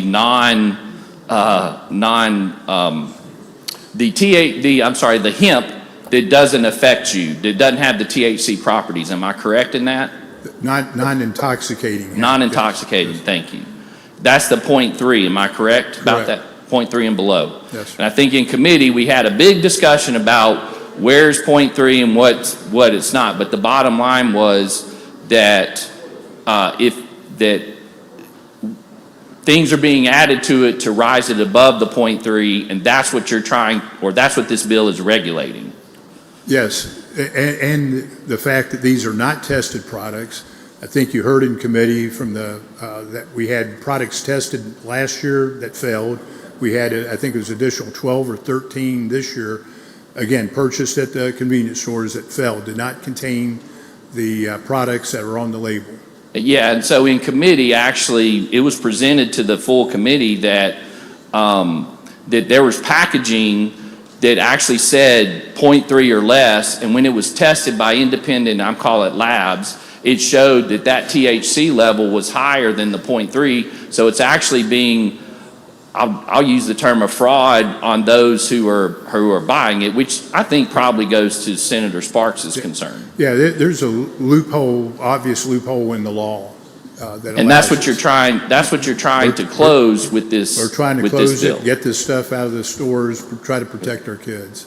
And I mean, I think it's safe to say it was a detailed hearing, but there were questions. But that's ultimately where we landed on this, which is why the committee advanced the bill. That's correct. Okay, and then if this amendment carries, then we could be back here again next year dealing with this same issue.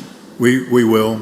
And again, like I said, we spent a lot of time over the summer with the Department of Health, Department of Revenue, going through this and basically drafting the language to make sure that what we're doing is the right action. Senator Sparks has a bill we did pass out of here. I'm not sure the likelihood of it passing over there, and so I think that's why he's trying to hijack this bill and insert the language from the last bill. So. Okay, thank you. All right.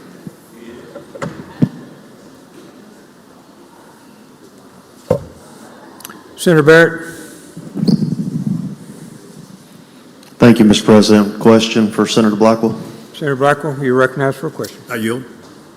Senator Blackwell, on the original bill, just so I'm crystal clear before we take this other vote, the frustration seems to be there's a Delta 8, a Delta 9, a Delta 10. There's always a changing of some molecular structure.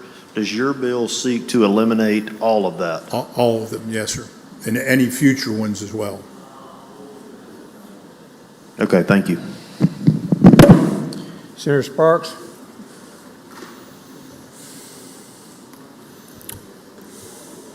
Recognized to close, and then Senator Blackwell. Thank you, Mr. President. I don't support ingestible hemp products that are intoxicating, and that is the position of this body on Senate Bill 2314. Now, whether it lives or dies on the other end of the hall is anybody's guess. That's fine. I'm not trying to hijack a bill. I'm just restating what this body voted for in 2020 and in 2025, that we would follow the law. This is the position that all of the law enforcement agencies across our state have supported, and there was a letter delivered to your desk saying the same. So I will leave it with that. Thank you. Senator Blackwell? And then we're ready for your motion, Senator Sparks. We didn't see any need to get a letter because we're making it illegal. So I don't know what part of illegal law enforcement would have a problem with.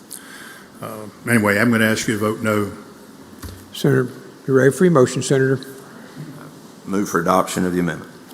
All in favor signify by saying aye. Aye. Opposed, no. No. Noes have it. Amendment fails. Senator Blackwell, we're on your strike all, I believe, sir. No, there's no strike all. Okay. All right, then we're on your bill. Just one second. Senator Hill, for what purpose? Like to speak before the vote. Okay. One moment, please. Senator Barrett. Okay, Senator Hill, you're recognized to speak.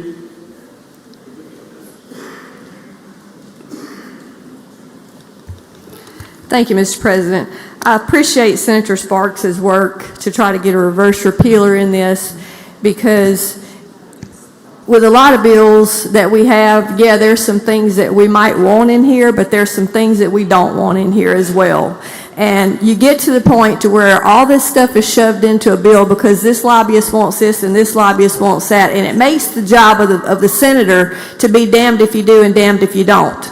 Okay, and that's where we are with this bill. First off, this is a bill that the beer distributors want. And apparently intoxicating hemp is so strong in a beverage that they're rolling back the statute that we have where a teenager from, not even a teenager, from 18 to 21 can drink with their parents in a restaurant. But apparently the hemp's too strong for them to drink, or they wouldn't be rolling this back saying that a kid can't drink a drink with their parent between 18 and 21. So I have a real concern with that. And also, it seems to be that, yeah, we want it out of the grocery, we want it out of the gas stations, we want it out of the convenience stores, for sure. We want the unregulated products out. But what's going to happen is the hemp products that there are some legitimate hemp dealers in this state, and I've seen them. Some of them are doing their best to comply. And my question is, if the health department can take these hemp products and roll it into the medical cannabis program and test them, then why can't these, quote, businesses that want to be legitimate but don't want to be a part of the medical cannabis program, why can't they have the same privilege to have these products that they're willing to be tested and they're willing to be kept in their shops and be under the health department and be licensed and pay a fee for the Department of Revenue? My question is, why do we want to put these people out of business and move it all into the medical cannabis? Is it because they're not making enough money right now? Is that what the problem is? Is it because people have a vested financial interest in the medical cannabis programs? I have a vested financial interest in making sure that what we have is safe and giving people a fair playing field if they're going to have a business. So just remember, no matter how you vote, you're really going to make somebody mad on this one, okay? You really are, because you're either going to close down a business that's trying to do it right, you're going to maybe move it out of the grocery store, maybe move it out of the convenience stores and the quick stops, but yet I think Mississippi would be the first state in the union to have a state law codifying intoxicating hemp. I don't think I've found one. So Mississippi's the guinea pig that's going to take this and put it in our state code for intoxicating hemp beverages. So I don't really know how to tell you to vote on this. Law enforcement wants it out of the convenience stores, they want it out of the gas stations, but we're also putting people out of business that could be regulated under the health department, just like the medical cannabis programs are, instead of moving all the stuff to the medical cannabis. So that's where I am. I got people that have businesses that don't mind being regulated, don't mind being tested, but they don't want to be put out of business, and they too don't want this stuff in the convenience stores and the gas stations so that people are getting sick and don't know what they're getting. So that's what I want to say about this bill. I don't know how to tell you to vote, because there's a poison pill in just about everything that we try to do, because we can't seem to do one thing at a time that the people want. It gets all thrown in there together, and we get forced to vote on this stuff. If we could do one subject bills, we might gain a little bit more credibility in here, so that when somebody says, well, why did you vote no, or why did you vote yes, then you got to explain all the convoluted stuff that's in the bill. Thank you. Thank you, Senator. To close. I asked you not to eat any of those packets, anything in the packet.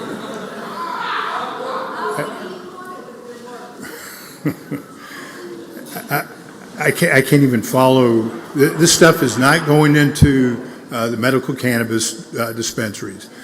Businesses are not going to close. If this is their sole function of selling this crap to our kids, they need to be closed.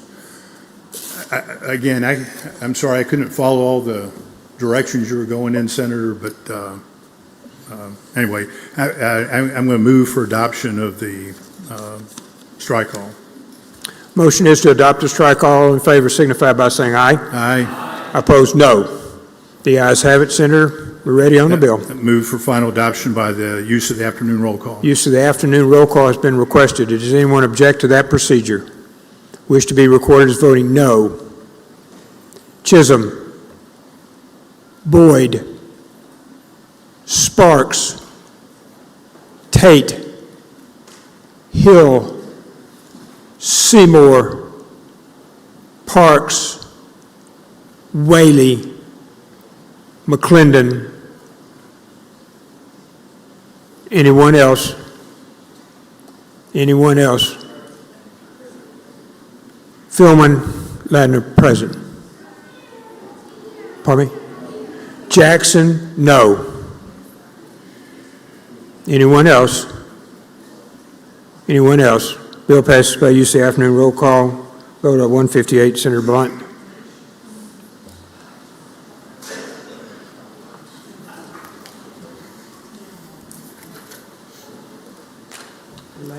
Thank you, Mr. President. I'd like to go to item have title read. Mr. Clerk, please read the title. House Bill 1349, Gaming Commission authorized to collaborate with DHS for collection of child support. I make the usual motion. Use your motion. All in favor signify by saying aye. Opposed, no. The ayes have it. Please proceed, Senator Blunt. Thank you, Mr. President. I'd like to move adoption of the committee strike all in lieu of the original bill and be recognized to explain it. Recognized to explain the strike all. Thank you, Mr. President. Ladies and gentlemen of the Senate, this is almost identical to the bill that we passed earlier this year, authored by Senator Michelle, in an effort to pass a bill on a single subject that everybody's for. Which I totally agree with in this case. We've got a clean bill that deals with one subject regarding child support due and gaming winnings. There's a vehicle alive in the House which combines numerous unrelated issues, and in an effort to try to get one simple thing done, we want to send the House bill back over there with some minor changes as requested by the Department of Human Services. You may remember that there are approximately 160,000 children who are owed child support. As a total, they are owed a little more than $1.7 billion. This is an effort that will require the Department of Human Services to work with the Gaming Commission to produce a searchable database for a person who wins money at a casino, and this is important, only if that amount and that particular type of game that they play, which is almost always a slot machine, requires the casino to produce a document that must be filed with the IRS. In 99% of cases, that is more than $1,200 on a slot machine. That's it. After the database is created, the licensee or the casino will check to see if the person who's won more than that amount of money owes money to child support. If so, that money is going to be sent to DHS, and that family, usually that mother, is going to get that money. If that person doesn't owe any money, then they're going to get all the money they just won that night at the slot machines. That's an amendment, that's an explanation of the strike-all amendment, Mr. President. I'm happy to yield for any questions. Questions on the bill? Seeing none, you ready on your strike-all motion, sir? Move adoption. All in favor signify by saying aye. Aye. Opposed, no. The ayes have it, Senator. We're ready on the bill. If there are no questions on the bill, Mr. President, my motion would be passage by use of the afternoon roll call. Use of the afternoon roll call has been requested. Anyone object? According to voting no. Present.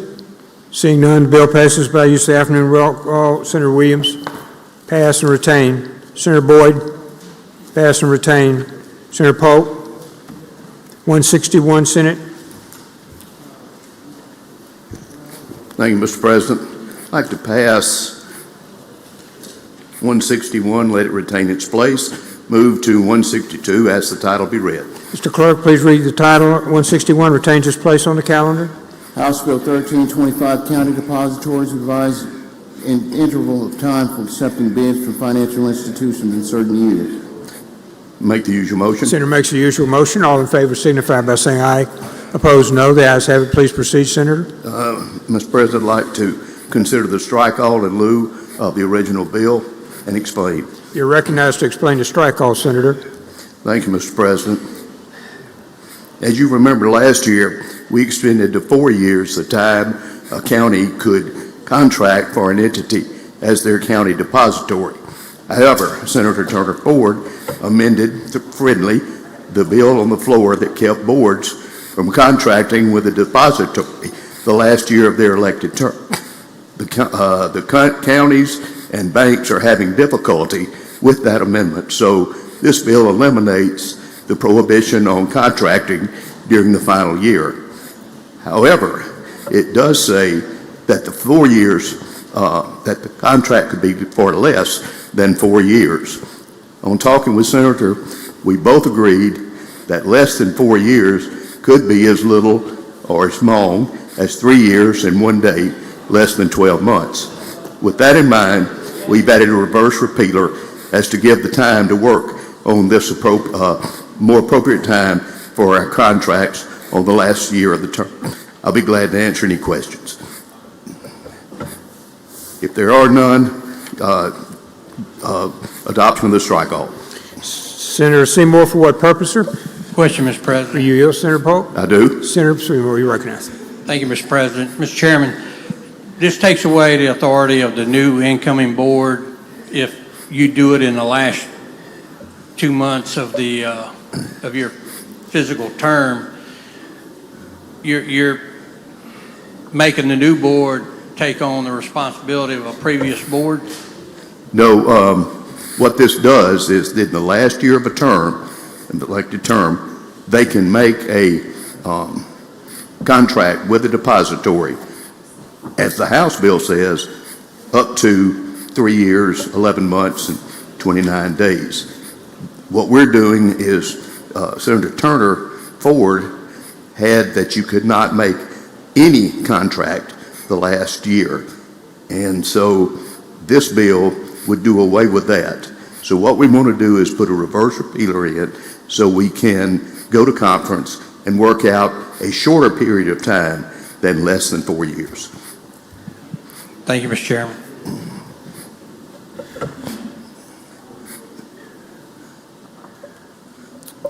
Senator Turner Ford, Request permission to speak you recognize. at the will.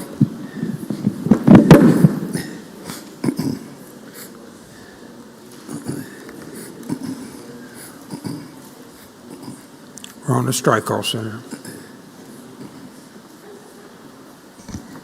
Thank you, Mr. President. Thank you, Mr. Chairman. And I just want to provide a brief explanation. When the bill came before us previously, I think the current version of the code allowed municipalities and counties to contract with a depository for 2 years.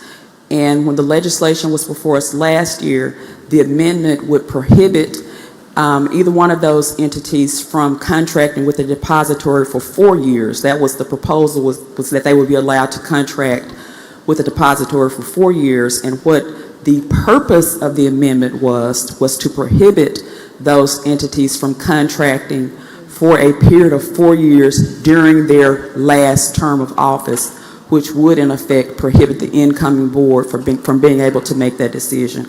And what I was told that somewhere between the amendment being made, the bill going to conference, and being adopted by the bodies finally, that somewhere that concept was lost. And so I don't have a problem with this matter being advanced, but the reason that the amendment was made still resonates as true with me. I don't think that an outgoing board should have the opportunity to contract with the depository such that the incoming board cannot make that decision during their current term. Thank you. Senator Polk, you're recognized. I think it's a good idea for us to consider this. That's why I'm having the reverse repealer. I'd like to use the afternoon roll call for final passage. We got to adopt the strike all first. Okay, I did that motion already. Yeah, motion is to adopt the strike all. All in favor signify by saying aye. Opposed, no. The ayes have it. Now we're ready, Senator. Use the afternoon roll call for final passage. Afternoon roll call, final passage. Any objective procedure? Of course, voting no. Present? Seeing none, the bill passes. Thank you, Senator. On 163, sir. I'd like to call up 163, ask the title be read. Mr. Clerk, please read the title. House Bill 1330, Banks Authorized Investments in SBICs incorporated outside Mississippi in LLCs and LLPs. Make the usual motion. Usual motion. All in favor signify by saying aye. Opposed, no. The ayes have it. Please proceed, Senator. I'd like to consider the strike all in lieu of the original bill and ask that Senator McMahon be allowed to explain. Mr. McMahon, you're recognized to explain the strike all.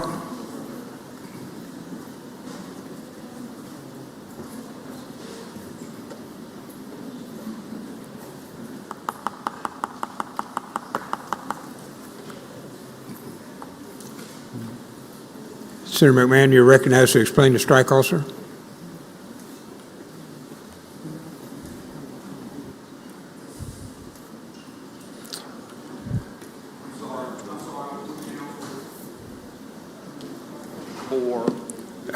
We're on 163, Senator McMahon, House Bill 1330, 1330, 1330.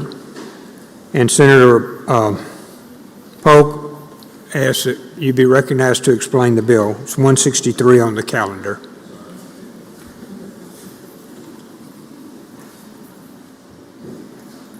Okay. Senator Jackson, for what purpose, sir? Intro out of order, sir. Please proceed. Ladies and gentlemen of the Senate, if you look with me to your southern part of the gallery, here we have Chadwick Jones. He is my cousin and brother from Slash, Mississippi, here on part of today's soul.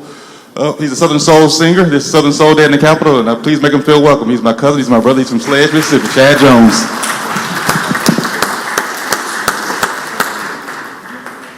Welcome to the city with soul. Senator, you're ready. I apologize to the That's body. okay. I was with council and was working on something else. So, All right, here we go. what we've got here is we have a proposed strike all to House Bill 1330. This is the this is the Senate version. We're putting it in the House bill, and what it does is it allows state chartered banks and trust companies to invest in small businesses. There's no changes. This is already what we passed. And if there are any questions, I move for the adoption of the amendment, or the strike all. Questions? Seeing none. All in favor of the strike all, please signify by saying aye. Aye. Opposed, no. The ayes have it, Senator McMahon. Thank you. Move for passage on the afternoon roll call. Use of the afternoon roll call has been requested. Anyone object? The court is voting no. Present? Seeing none, the bill passes by afternoon roll call. Senator Polk, we're on 164, sir. I'd like to ask that we call it up and ask the title be read. Mr. Clerk, please read the title. House Bill 1428, Money Transmission Modernization Act, create and repeal Mississippi Money Transmitters Act. Make the usual motion. Usual motion. All in favor signify by saying aye. Aye. Opposed, no. The ayes have it. Please proceed, Senator Polk. I'd like to consider the strike all in lieu of the original bill and ask that Senator McMahon explain. Senator McMahon, you're recognized to explain the strike all. Again, what we have is a Senate bill that we're placing inside this House Bill 1428, and what it does is it modernizes the transfer. It's the money Transmission Modernization Act. It makes sure that anyone that's transferring currency in the state of Mississippi is properly licensed and has the bonding to back up the transactions. For example, PayPal and Amazon, things of that nature. That's what the bill does. We've already passed this bill. Just it's our language in a House bill. I yield for any questions. If there aren't any questions, I move for adoption of the strike all. Motion is to adopt strike all. All in favor signify by saying aye. Opposed, no. The ayes have it. Senator, we're ready. If there aren't any additional questions, I move for passage on the afternoon roll call. Use of the afternoon roll call has been requested. Anyone object to that procedure? Of course, voting no. Present. Bill passes by afternoon roll call. 165, Senator Polk. I'd like to pass and retain. Pass and retain. Senator Delano. To the heel of the calendar, 166. Mr. Clerk, 167. To the heel of the calendar, Senator Wiggins. Senator Wiggins. Pass and retain. Senator Polk. Pass and retain. You want to bring it up? All right, we're on 169, Senate. As we call up item 169, as the title be read. Mr. Clerk, please read the title. House Bill 608, licensure of land surveyors merged into licensure of engineers. Like to use your motion? Issue a motion. All in favor signify by saying aye. Opposed, no. The ayes have it. Please proceed, Senator Polk. Like to consider the strike all in lieu of the original bill and ask that Senator Johnson be allowed to explain. Senator Johnson, you're recognized to explain the strike all. Thank you, Mr. President.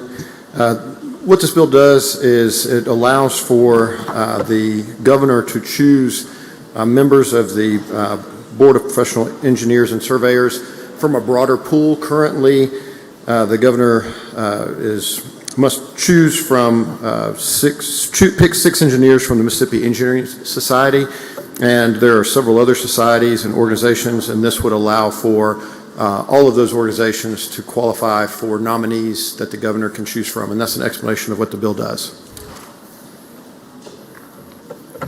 Or that's the strike all. Right, we're on the strike call. Senator Polk, I'm sorry, Senator Hill. For what purpose, ma'am? Question. You for a question, Senator Johnson? I do. Senator Hill's recognized. What reason would be a 3/5 vote on this? Because it says 3/5 underneath it. There's no money in it though, is there?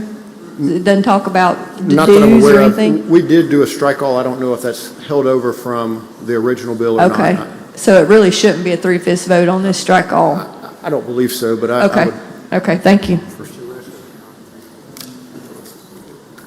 Senator Seymour? Question, Mr. President. You, Senator? Yes. Senator Seymour is recognized. Thank you, Mr. President. Mr. Chairman, in here it's striking the language of the appointments being made by the governor. Who's going to do the appointments? No, I don't believe it does. It just says that you're looking at line 17 in the strike through, I think, that says who shall be appointed by the governor from 18 nominees. I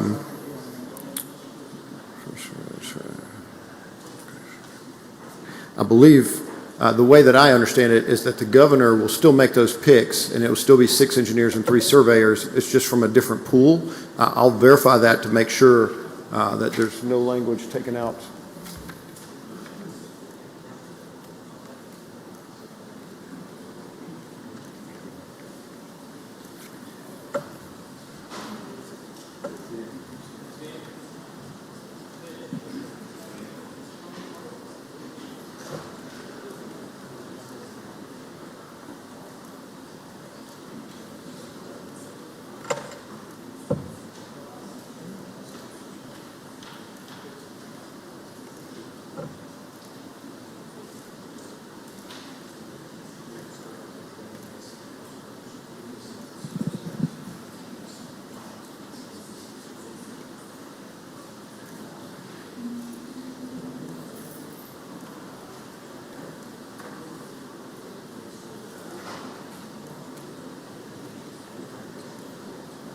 I believe it's on line 27. Yes.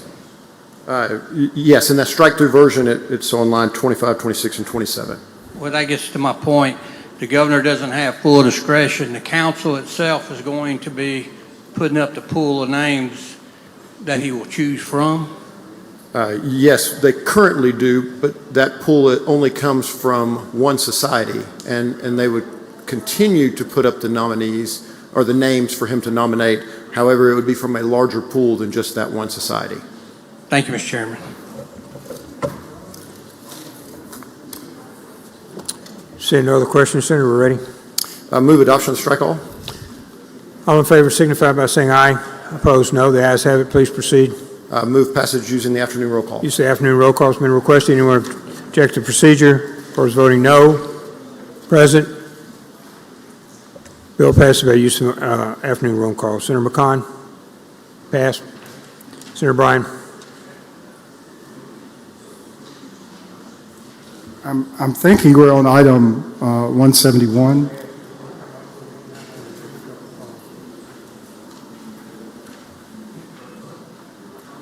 Senator, you're on item 171 on the calendar. I ask that the title be read. Mr. Clerk, please read the title. House Bill 668, Mississippi Juvenile Tobacco Prevention, raise age restriction to 21. I make the usual motion. Usual motion. All in favor signify by saying aye. Aye. Opposed, no. The ayes have it. Please proceed. The Senate bill, which does the same thing, has passed the House. I move we recommit this bill. Motion to recommit. All in favor signify by saying aye. Opposed, no. The ayes have it. Senator Bryan, 172. I move to pass item 172, have it retain its place, and go to item 173. 172 retains its place on the calendar. 173, Senator. I make the usual motion. All in favor signify by saying aye. Aye. Opposed, no. The ayes have it. Please proceed. Just hours ago, we concurred in the Senate amendments, the House amendments to the Senate bill. Therefore, I move to recommit this bill. Need to read the title, Mr. Clerk. House Bill 1083, Healthcare Expendable Fund, Expend Repeal or on. Okay, now we're ready, Senator. I move to recommit. Motion is to recommit. All in favor signify by saying aye. Aye. Opposed, no. The ayes have it. Thank you, Senator. 174. I would ask that we pass 174, have it retain its place on the calendar, and go to item 175. 174 retains its place on the calendar. 175, Mr. Clerk, read the title. House Bill 1447, Department of Health authorized to increase fees for water quality analysis as required by the Safe Drinking Water Act. I make the usual motion. Usual motion. All in favor signify by saying aye. Aye. Opposed, no. The ayes have it. Please proceed. Mr. President, the Department of Health tests and analyzes water in the various water systems around the state. The bill before us has a very slight increase in the fees they charge for that. So far as I know, the water associations are agreeable with an increase in this amount. If there are no questions, I suggest use of the afternoon roll call. Questions? Seeing none, use of the afternoon roll call has been requested. Anyone object? Court is voting no. Present? Seeing none, bill passes by use of the afternoon roll call. 176. I'm sorry, Senator Hill, I didn't see your hand, sir. Ma'am. No. Hill, no. Sorry, I didn't see your hand there, ma'am. Chisholm, no. Anyone else? Anyone else? Bill passed by use of roll call. Chisholm, Hill, voting no. 176, Senator. I ask that the title be read. Mr. Clerk, please read the title. House Bill 1463, pseudoephedrine require manufacturers to pay fees to National Association of Drug Diversion Investigators to support NPLE. I make the usual motion. Usual motion. All in favor signify by saying aye. Aye. Opposed, no. Please proceed, Senator.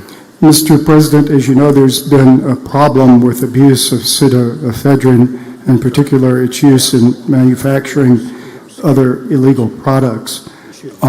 There is the national NPLE, which exists for the purpose of monitoring who is purchasing pseudoephedrine in order to deal with the problem of people going from store to store to store and purchasing small amounts from each store. This is maintained by fees. Manufacturers are avoiding the fees. This would simply allow the fees to be leveled at the manufacturer level in those instances. I know of no objection to the bill. I suggest use of the afternoon roll call. Seeing no questions, the Senator suggests the use of the afternoon roll call, final passage. Any senator object? Anyone wish to be recorded as voting no? Seeing none, please record all present by the use of Senator Seymour, no. Anyone else? Seeing no others, please record all others present by the use of afternoon roll call as voting aye. Bill is passed. Senator Michelle, you wish to be recognized? Okay. Thank you, Mr. President. I'd like to go to item 177. This the title be read. Please read the title. Senate Nomination 66, George Mark Henry Madison, Mississippi Workers' Compensation Commission as a commissioner representing an attorney at law of recognizability with 5 years active practice in Mississippi, 6-year term effective January 1st, 2025 and ending December 31st, 2030. The advice from the insurance committees that we do advise and consent. Mr. George Mark Henry has met the requirements. He's currently serving is the end of his 6-year term and has been reappointed for an additional 6 years. His appointment is to the position of attorney at law for the Workers' Compensation Commission with the active practice of at least 5 years prior to being appointed. Mr. Henry has served as Chief of Staff for the Office of the Governor. Mr. Henry served as Chief of Staff for the Office of the Lieutenant Governor. He's also been Executive Director of the Mississippi Department of Employment Security. His peer report was exemplary, and my motion is that we do advise and consent. All right, seeing no question, the motion is do advise and consent. All in favor say, what do we, no, we have to do that by the roll call. Yeah, we have to do it by the Use the afternoon roll call. There you go. Senator suggests the use of afternoon roll call for final passage. Any senator object? Any senator wish to be recorded as voting no? Seeing none, please record all present by the use of afternoon roll call as voting aye. Thank you, Senator Michelle. It's passed. Senator Fillingane. Thank you, Mr. President. I'd like to go to item 178, called up and have the title read. Please read the title. House Bill 1308, grooming of a child established as a criminal offense. I make the usual motion. The senator makes the usual motion. All in favor say aye. Aye. All opposed no. The ayes have it. Senator Fillingane. Thank you, Mr. President. I'd like to call up the committee's strike call, and I will be glad to explain it. You're recognized to explain the strike call. Thank you, Mr. President. So this is the child grooming bill, which the Attorney General's office has been working hard on this session. When I spoke with the chairman on the House committee and the vice chair, they felt it important to have it be the House bill in our negotiations on bills, and we worked very well together to do that. So I have no problem, and I told them that, putting our language into the House bill. And so that's what we're trying to accomplish with the strike call. But just to refresh your memory on what our language did, because I know we've been talking about a bunch of bills in the last few days, the committee strike call to HB 1308 inserts our Senate language, which codifies a new section of law to create a new criminal offense for individuals who are over the age of 21, so it's 22 or older, who knowingly engage in a pattern of conduct or communication to gain access to gain the compliance of, to prepare, persuade, or induce, or to coerce a child aged 15 years of age and under to engage in sexually explicit conduct, human trafficking, or to procure the sexual servitude of said minor. The offense is for individuals. There's an exception for those who are 18 years of age and older who are in a position of authority or trust over that child, but for everyone else it's 22 or older. The offense is a felony punishable by not less than 2 years, no more than 10 years, and a fine of not more than $10,000. A subsequent second offense or an offense by an already registered sex offender, it has a heightened crime, and it's punishable by not less than 10 years, no more than 20 years, and fine not more than $30,000.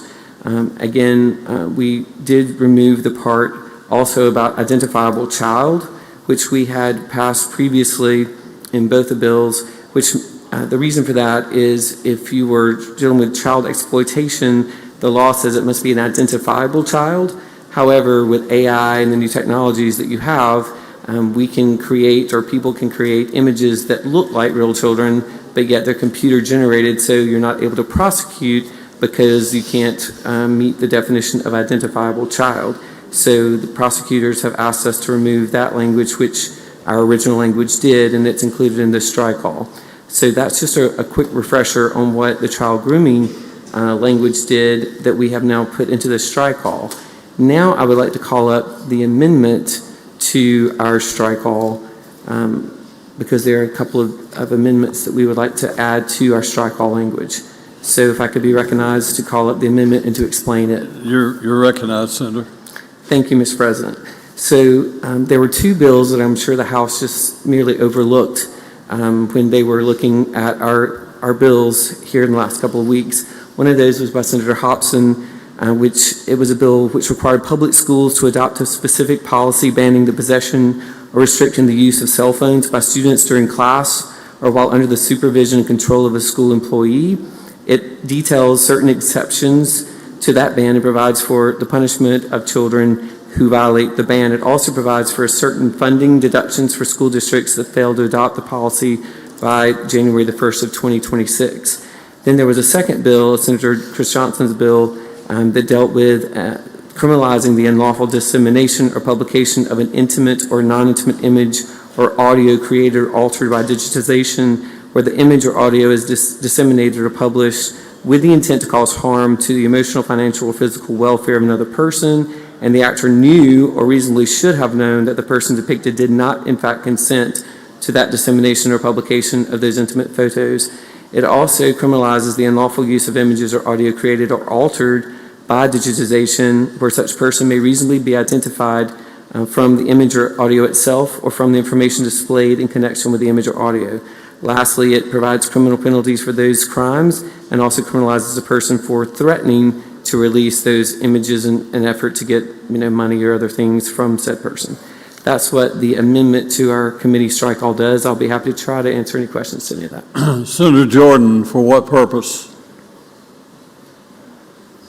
I have a question, Mr. President, to the chairman. You yield? Certainly, yes, sir. What do you mean by criminalizing the child? How you were going pretty fast. Elaborate a little slower on that so we can understand what it means in layman terms. And which part of the bill, Senator Jordan? There's about 3 different sections. Just kind of slow down the pace and just explain what you mean by criminalizing the child. Sure. So for the first and main section of the bill dealing with the grooming of a child, in other words, you're communicating with the child in an effort to lead the child to engage in either human trafficking or some sort of sexual act. Now, currently the law says if you get to the point of asking the child for sex, then you are subject to criminal penalties. However, what our prosecutors are telling us is that when they find out, usually from a parent or from a teacher, like you were a few years back, that these communications are going on between the adult and the child who is 15 years of age or younger in this particular section, that suggests that they are grooming that child, leading him or her in the direction of ultimately asking for a sexual act between the two of them, then we want to be able to stop it before it gets to that ultimate conclusion, right? So an ounce of prevention is worth a pound of cure. Sure. That's sort of the mentality. So specifically, what the criminal penalties would be is that if it was the lesser, I think it's like no more than 2 years or no less than 2 years or more than 10 years and a fine of $10,000. But if it's a subsequent offense or an offense engaged in by a registered sex offender, in other words, they've already been convicted, they are now registered as a sex offender, and we catch them engaging in this type of communications through cell phones or emails or all the ways that they do these things, then that person would have a heightened criminal penalty of not less than 10 years, no more than 20 years, and fine not more than $30,000. But for not people dealing with repeat offenders or registered sex offenders, you're talking about not less than 2 years or more than 10 years. Yes. And this is happening in some school districts? It is happening. It's been brought to the attention of to the Attorney General's office. And in some cases, they investigate, they get the text messages or I'm not big on all the technology, but all the different forms of communication through the Snapchats and the different things. And when they can see that they are leading to a reasonable person, and that's a pretty high standard, that a reasonable person would believe that this is leading to a sexual act, but it's short of actually asking for the sexual act. That's the situation that we're talking about. And yes, what the DAs and the prosecutors and the Attorney General's office have said is that currently, if they discover this, they really can't go to that person and threaten them with anything, because unless it actually asks for sex, like come meet me behind the schoolyard for sex, that is criminalized currently. Sure. But if it's anything short of that, and they find out about it, they would like to be able to stop that situation in its tracks before it... Excuse me, what you're saying, those kind of activities are going on now in public school, in school systems? Not just public schools, it's private schools as well. I mean, in schools, in the educational system. Oh, absolutely. I didn't know that. It's sad, but it happens, yes. It's happening. Sure. Right. Thanks for the question. Thank you. Yes, sir. Senator Derek Simmons, what purpose? Question, Mr. President. You yield? Yes, sir. Senator Simmons. Thank you, Mr. President. Thank you, Chairman Fillingham, for yielding. Yes, sir. In the Senate version of this bill, we actually did not have the requirement to register as a sex offender. And we don't. Thank you for reminding me. We took out two parts with the committee's allowance. We removed the piece that the Attorney General originally had in their proposed bill, which said that if you were posing as a child, but you really weren't, so sort of an entrapment type situation, we removed that.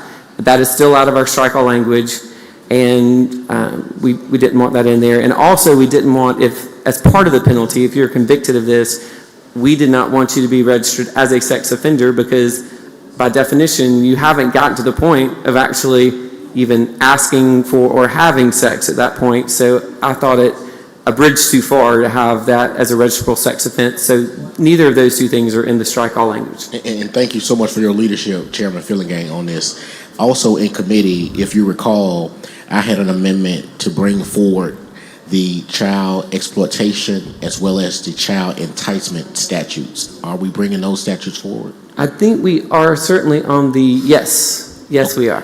Okay, thank you. Thank you for your leadership. Thank you for your amendments. We appreciate it. Senator Hill, for what purpose? Question. Do you yield? Certainly, yes. Senator Hill. I believe I heard you talk when you were explaining the amendments about the school cell phone policy Yes, bill. ma'am.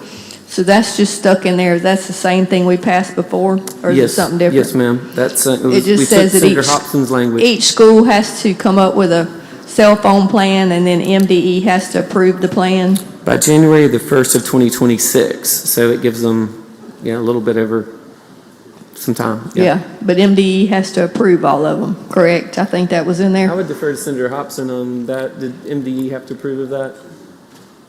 I think that was the language that I remembered it being in there. Yeah, that was my only concern, is that MDE would have to approve each school's cell phone plan.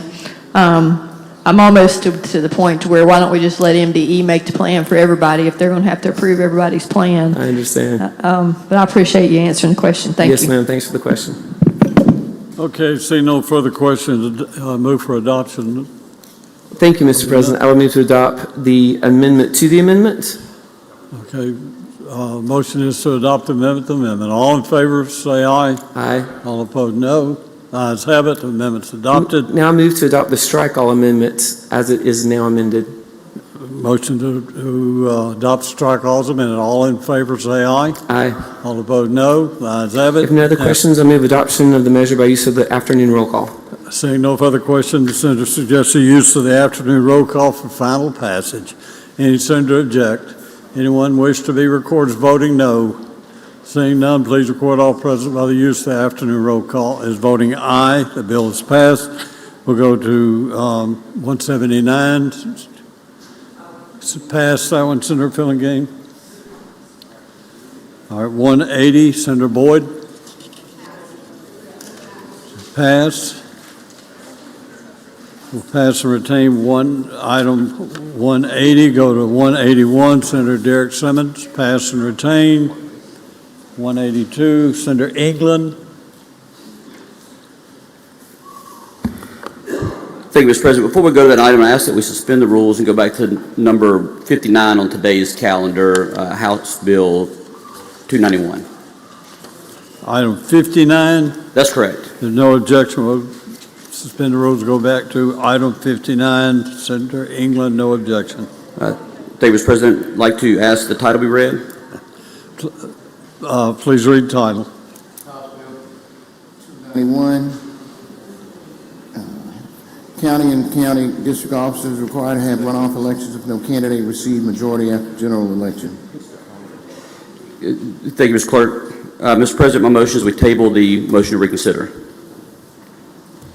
All right, the motion is to table the motion to reconsider. All in favor say aye. All Aye. opposed, no. The ayes have it. Senator England. Thank you, Mr. President. Now I ask that we skip item number 182 and have it retain its place on the calendar and go to item 183. We'll pass and retain item 182, go to item 183, and ask that the title be read. Yes, that's my motion. I ask the title be read. Please read the title. House Bill 811, candidate qualifications, revised process for. Thank you, Mr. Clerk. I make the usual motion. Senator makes the usual motion. All in favor say aye. Aye. All opposed, no. The ayes have it. Senator England. Thank you, Mr. President. I ask to be recognized to explain the strike all. You're recognized to explain the strike all. Thank you. Ladies and gentlemen, I am going to have an amendment to the strike all here in a moment, but I'd like to explain in the strike all. I will get to that. You'll see the first few amendments on this bill. That just brings forward language that we passed earlier to change the qualifying deadline for our U.S. congressmen. If you go to item line 157 to 166, that's the first real substantive part of what this bill does. It deals with qualification, the qualification process to run for office. We've worked with the Secretary of State's office on this, and they are going to prepare a form for everyone to use to qualify, a uniform form. They're seeing forms from everywhere that kind of bounce all over the place. You'll see item 158, we mentioned that the Secretary of State would have that form. On item 160, we clarify that you must list your physical address of your residence. We had word of some folks were using P.O. boxes, so we're not going to allow that any longer. You have to use your physical address to qualify, your phone number, and then a statement that you certify that you meet the qualifications for the office that you're running for. Moving on, lines 203 to 227 and that section going forward, we just kind of delineate the qualification process, but we did add a provision that if you have voted in any election outside of the jurisdiction where you seek to qualify to run office, that you cannot be qualified for that office. However, that is where I'm going to have an amendment here in a moment. In committee, it was brought to our attention that like we recently changed lines with regard to redistricting, we're not going to hold that against the person. So if the line changed over you, then that doesn't disqualify you from running. That's currently how it is in case law, but we're just going to codify that here. Also, if you'll skip over one of our later sections, I believe it is section 5, deals with the appeals. If you have submitted your qualification forms and either the party or the Secretary of State decides that you are not qualified to run, we outline that appeals process. Again, that's section 4, towards the end of section 4. And the remaining portions of the bill basically bring forth conforming language. Mr. President, if I may be allowed to present my amendment, which I've already discussed here, I'd like to do that at this time, the amendment to the strike all. All right, we have questions, but maybe your amendment to the strike all may answer those questions. So we'll go to the amendment. Okay, thank you, Mr. President. Ladies and gentlemen, if you'll see the amendment, as I mentioned, everywhere that we discuss that you have to have voted in that district, in that precinct, in order to qualify for the 2 years prior to qualify, this amendment just states that if the lines changed during redistricting, that's not going to be a reason for disqualification. So that's simply what this amendment does. So I would move for adoption of that amendment to the strike all. Well, I think maybe we should have a question. Senator Jordan? Yes. Senator Jordan, what purpose? Thank you, Mr. President. I think you almost answered the question. What are these disqualifications that you're talking about? How could I be disqualified? Yeah, Senator Jordan, thank you for your question. If you'll recall, in the last round of elections, we had issues that were needed to be addressed where residents had to live within their area for the office they were running for 2 years. Yes. And we had certain people that said, well, I've lived here for 2 years, but I voted in another election off somewhere else, and that was causing some confusion because their argument was, well, I live here, but I voted in this other election. We're just making it clear that if you do go vote in another election, number one, you're not supposed to do that. You're not supposed to vote anywhere outside where you reside.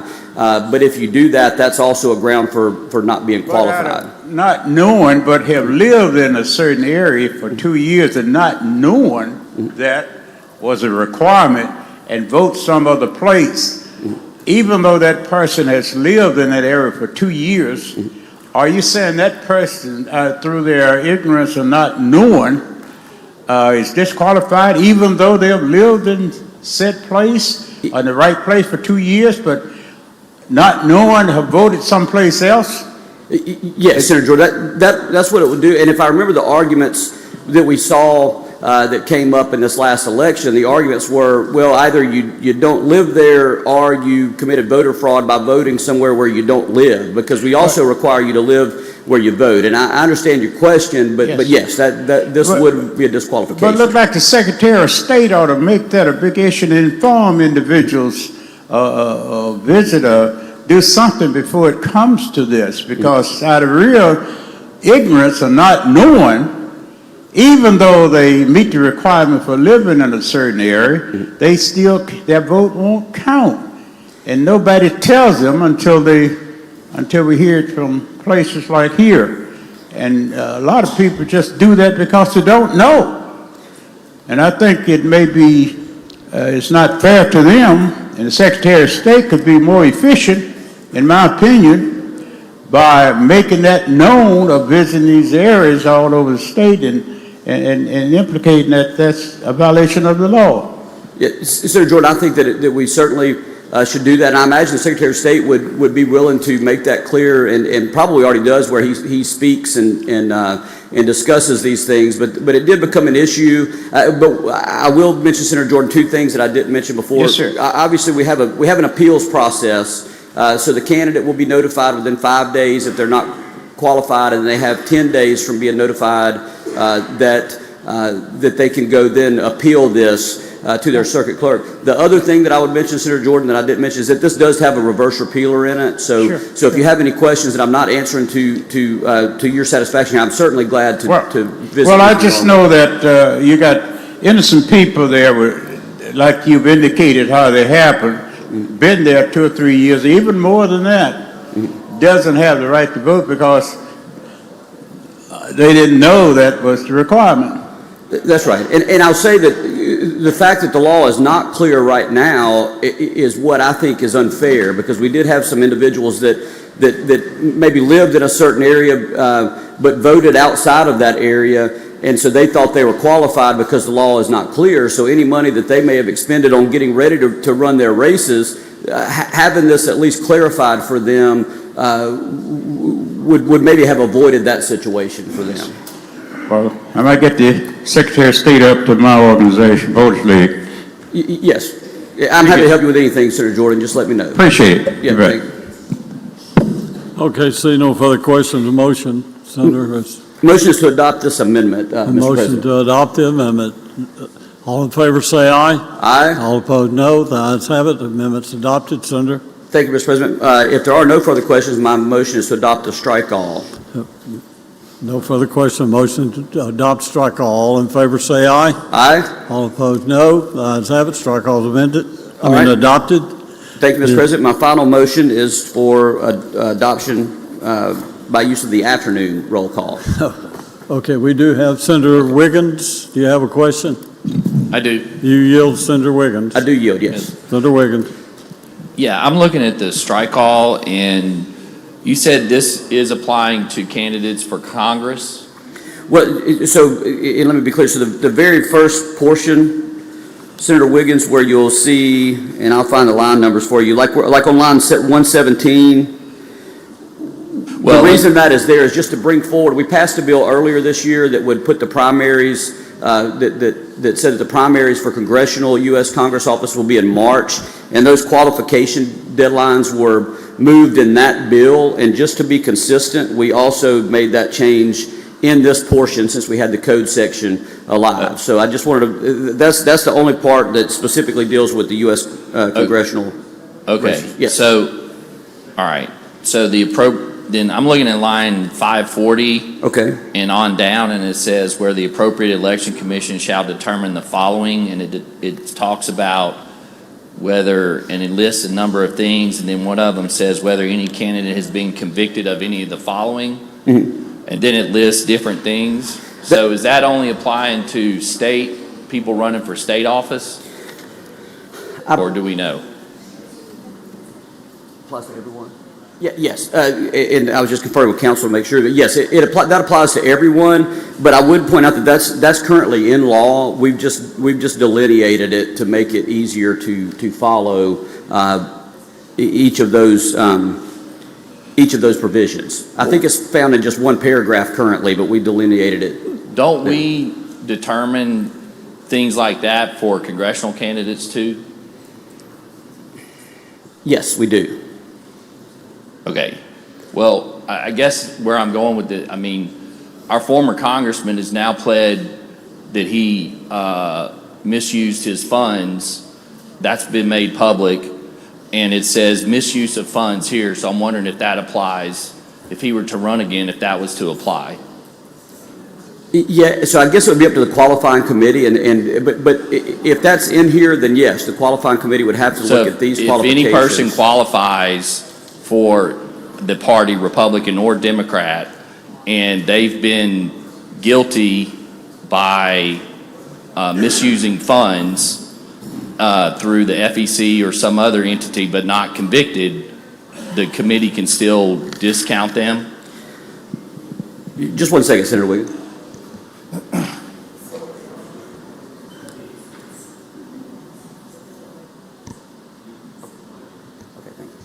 Senator Wiggins, the answer to your question is no. It has to be misuse of official funds, embezzlement of official funds, public funds. Right, but in that case, he misused official campaign funds. So you're talking about like state funds, not campaign funds.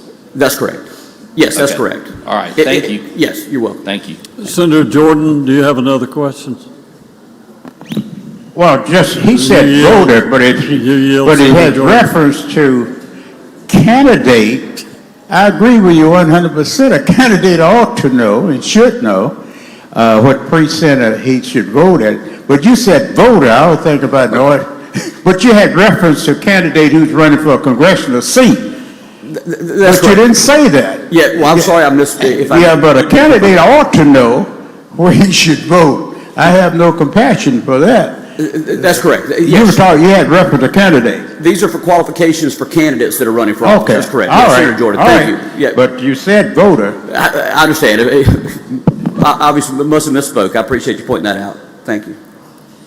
Okay, no further question. Motion, Senator. Yes, motion is for adoption, final passage by use of the afternoon roll call. Oh, Senator Hill has a question. Senator Hill, do you have a question?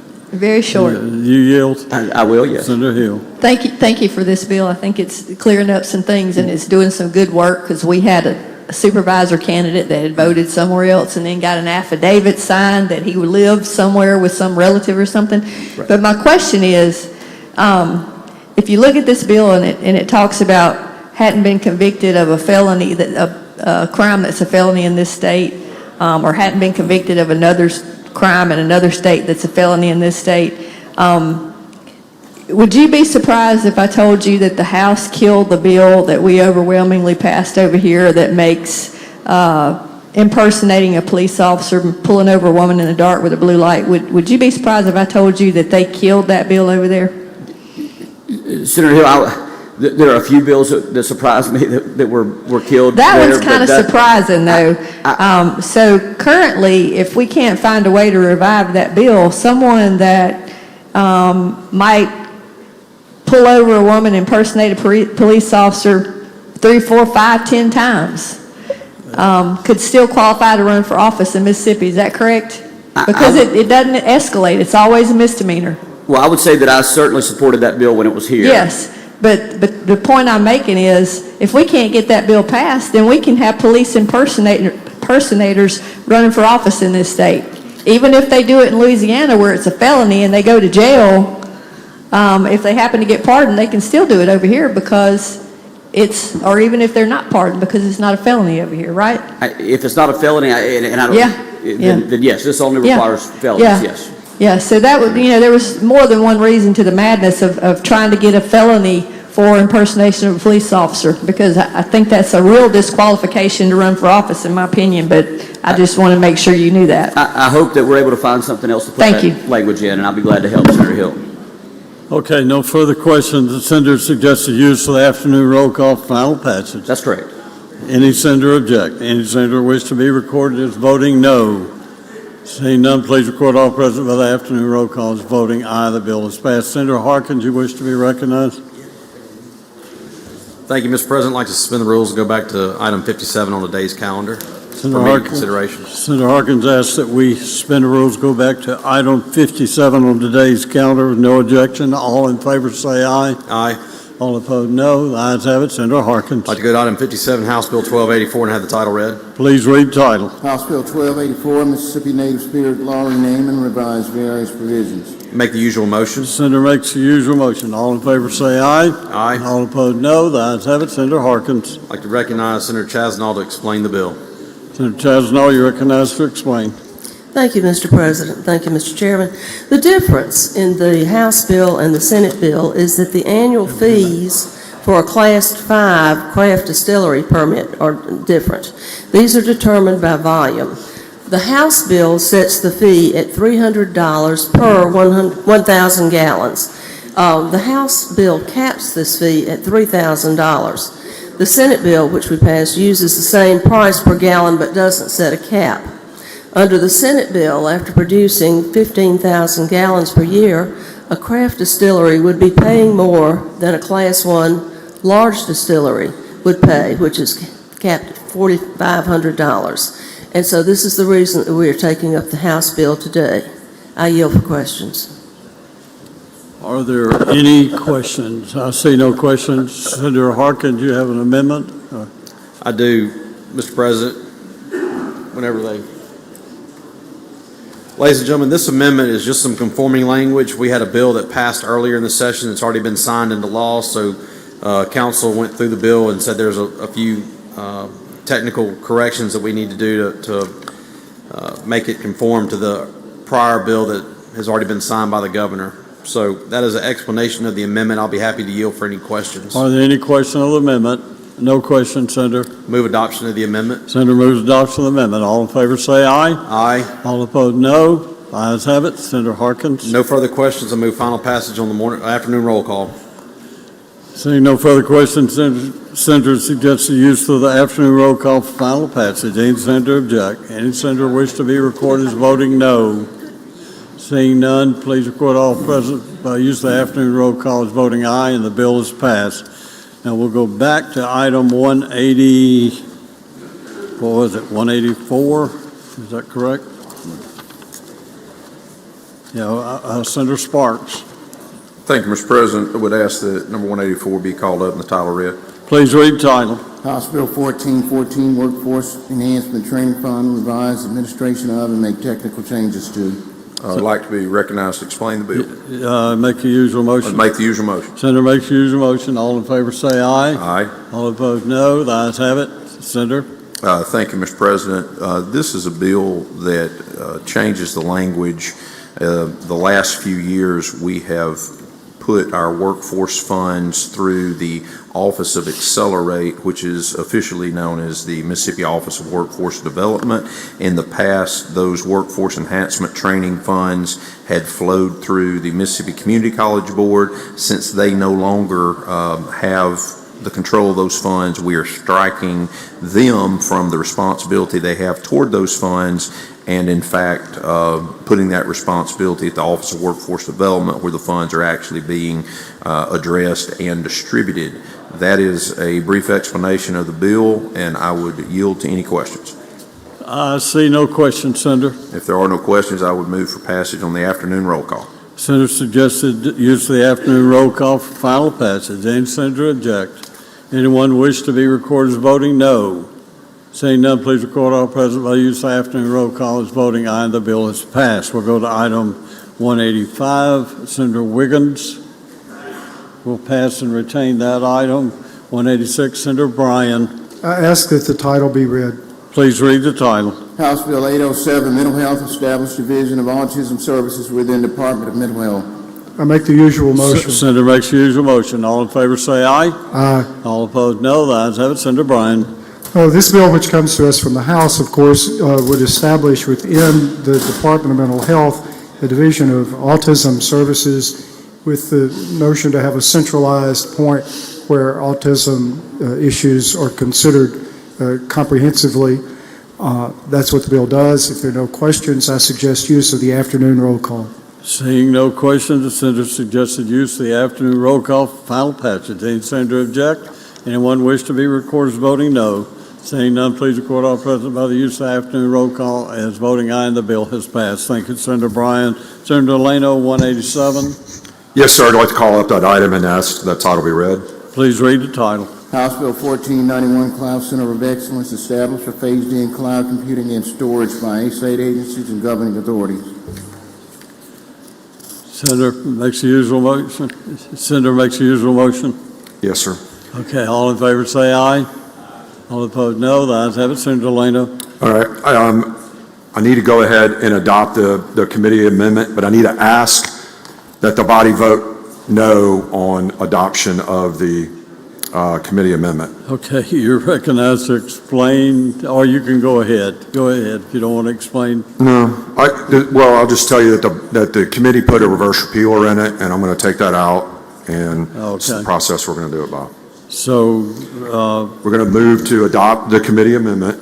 No, all right, move to vote adopt. no. All right, move to adopt the committee amendment. All in favor say aye. All opposed no. No. The noes have it. All right. Senator Delano. Now, we're back on the original bill, and I will have an amendment to it a little bit later.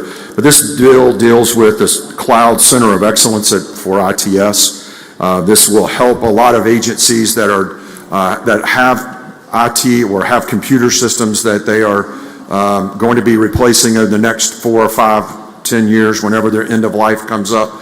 This will establish a center of excellence for modernizing that technology and moving it to a cloud-based computation or data center.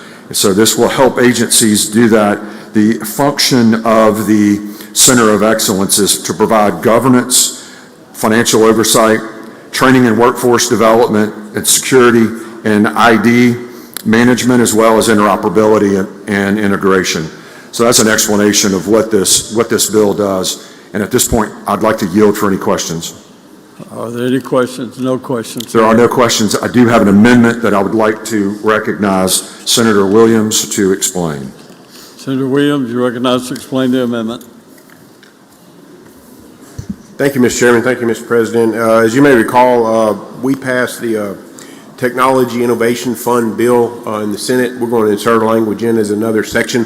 What it does, it just expands the fund that can receive monies to also include the AI Innovation Fund. Also, the Cloud Center of Excellence just mentioned will be in there, and enterprise-wide innovation projects. Again, this is not a funding mechanism. It just enables that fund to receive public-private dollars, draw down federal grants if those are available as well. I'll yield for any questions, Mr. President. See no questions, Senator. I'd move adoption of the amendment, Mr. President. Senator moves for adoption of the amendment. All in favor say aye. Aye. All opposed no. The ayes have it. Senator Delano. Thank you. I just want to commend Senator Williams on that work, on getting that done. Also, I'd like to move for use of the morning or afternoon roll call for final passage. First, we have a question, Senator Blunt. You have a question? Yes, Mr. President. Do you yield? Yes, sir. Senator Blunt. Thank you, Mr. President. Mr. Chairman, we've had a few different bills and a few different committees dealing with ITS this year. Can you, and I'm just confused on, can you just give me an overall view of what's happening with ITS at the end of this session? If all these bills happen, I can't even remember what's alive and what's not, and what changes are being made, if any, to the department as a whole. So we've got another bill that'll come a little bit later this afternoon that'll provide like a real quick overview of everything that we're doing. But we focused a lot, Senator Williams did over the summer, on AI. We've also, which is a new technology that a lot of agencies are moving to, that will provide some efficiencies in state government. The other thing that we're trying to do is we're trying to clean up some issues that agencies have had for years with procurement of technology, and a bill that we've got later maybe this afternoon that we'll be able to get to is going to provide a lot of cleanup language that's going to help improve the efficiency of procurement throughout all agency on technology purchases. So that's really what we're trying to get through right now. This really helps on the side of just what we're going to be doing in the future, innovation, and when we do replacement of IT, this is going to provide a much quicker ramp up for those adoption of new technologies, and it'll provide the training as well as some governance to make sure that it goes as smooth as possible. Okay, no further questions. Senator, your motion was? To use of the afternoon roll call for final passage. Senator suggests to use the afternoon roll call for final passage. Does any senator object? Anyone wish to be recorded as voting no? Seeing none, please record all present by use of the afternoon roll call as voting aye, and the bill has passed. Senator Blackwell, 188. Pass and retain. Senator Sparks, 189. Thank you, Mr. President. I'd like to have 189 called up and the title read. Please read the title. House Bill 302, State Workforce Investment Board, required to create through Office of Workforce Development list of certain industry certifications. Make the usual motion. Senator makes the usual motion. All in favor say aye. Aye. All opposed no. The ayes have it. Senator Sparks. I'd like to be recognized to explain the committee sub. You're recognized to explain. This bill, as far as the substitute, the change of what came over from the House, is we added a reverse repealer. This is directing through the State Workforce Investment Board that there is created in consultation with the Community College Board a list of industry recognized high-value industry certifications at the community college level. We've done this at the K-12 level. We're asking to also do this as it relates to the community college level. In paragraph 2, there's a commentary about subject to available funding. There's no funding requested in this particular bill. We do have the reverse repealer in there. I want to work with my colleague on the other end of the hall in conference to see if there's any language that needs to be addressed as far as whether that numerical amount should be there or just whether we need the certification list as we try to focus more on CTE education in our community colleges and our K-12. That is an explanation of the committee amendment, and I would yield to any questions. See no questions, Senator. I move for adoption of the strike all. Senator moves for adoption of the strike all. No questions. All in favor say aye. Aye. All opposed no. Ayes have it. Senator. If there are no questions, I'd move for passage on the afternoon roll call. Seeing no questions, Senator suggests the use of the afternoon roll call for final passage. Any senator object? Any senator wish to be recorded as voting no? Seeing none, please record all present by the use of the afternoon roll call as voting aye, and the bill is passed. Excuse me. Senator Boyd, item 190.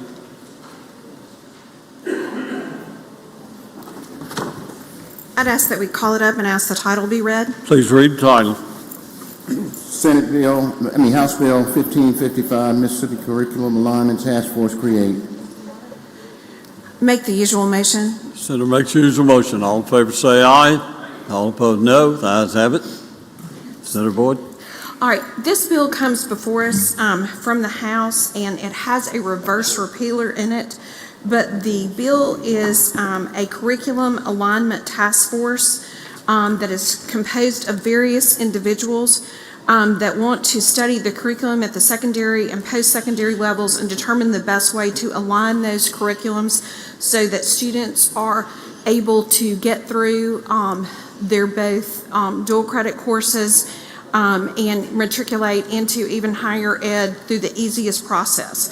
We put a reverse appealer on this in committee because we think it needs to be a few more people added, and we're having people kind of comment and come in as we've been discussing this bill for that process.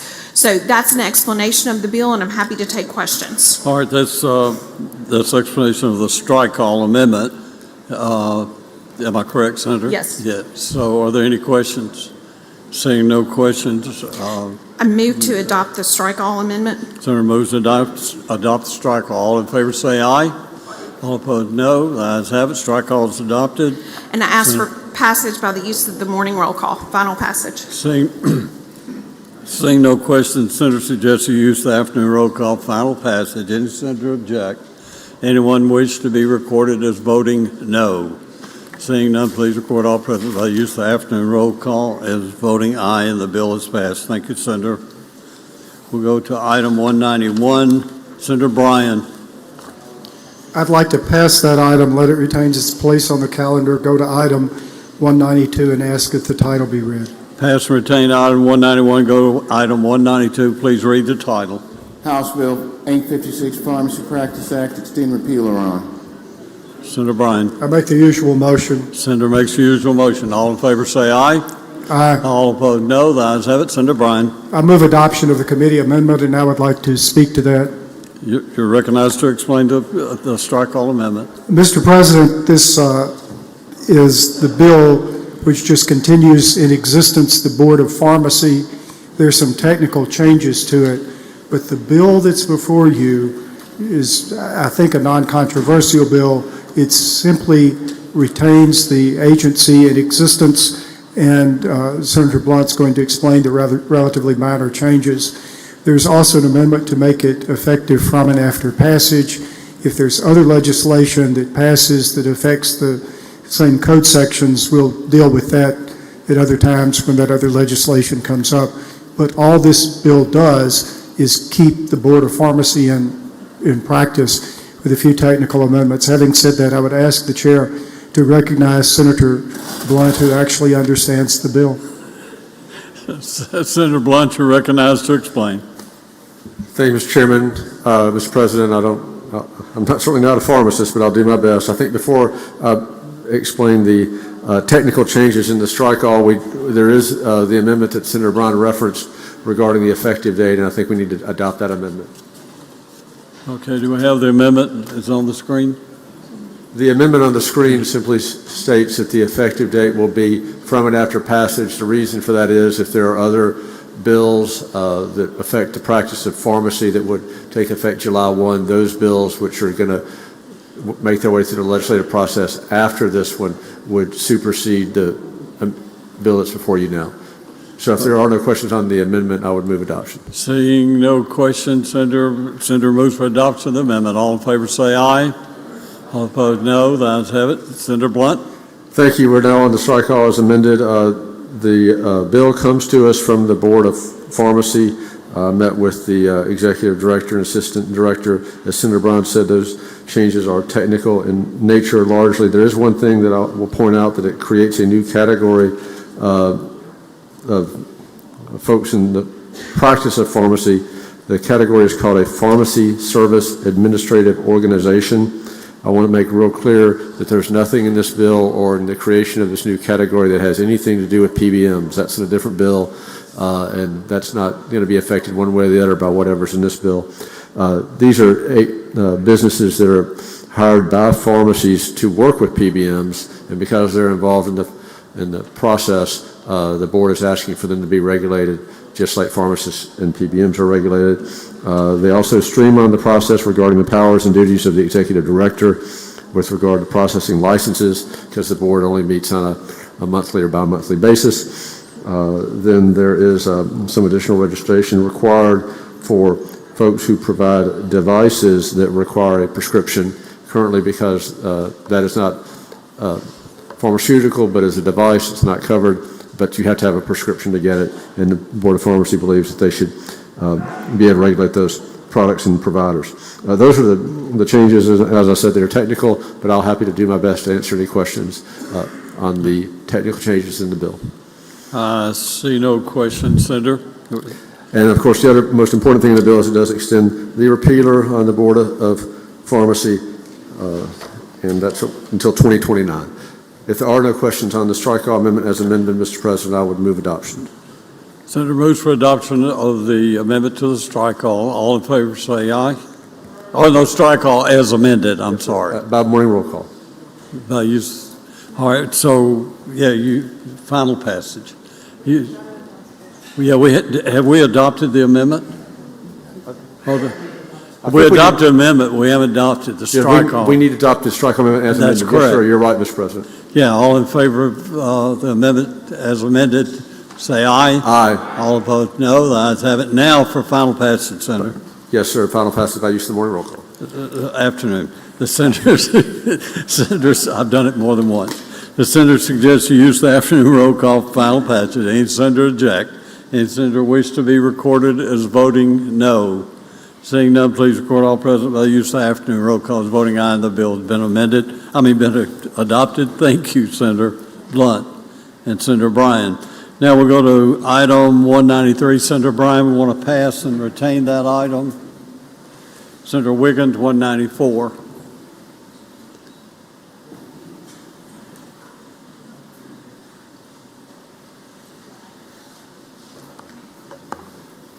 Thank you, Mr. President. I asked that we skip items 194 to 197 and that they retain their place on the calendar, and we go to item 198. Call that up, ask the title be read. We'll pass and retain items 194, 95, 96, and 197. Go to item 198 and ask the title be read.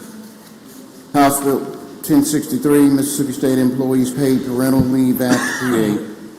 Make the usual motion. Senator makes your usual motion. All in favor say aye. Aye. All opposed no. The ayes have it. Senator Wiggins. Thank you, Mr. President. Ladies and gentlemen, this is the House version of the paid leave bill that we passed. And Mr. President, I do have an amendment that my motion will be that we adopt the committee amendment and that I be allowed to explain.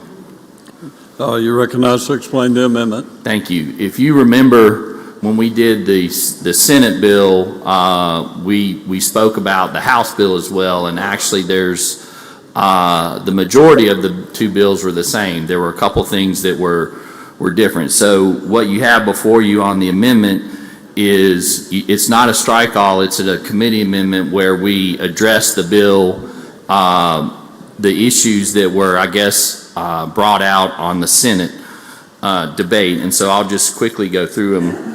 On the bill, or on the amendment, I'm sorry, the biggest thing was the House bill had 8 weeks of leave, and the Senate bill had 6 weeks of leave. If you look at the amendment, line 66 and 67, we're deleting 8 weeks and inserting in lieu thereof 6 weeks, 240 hours.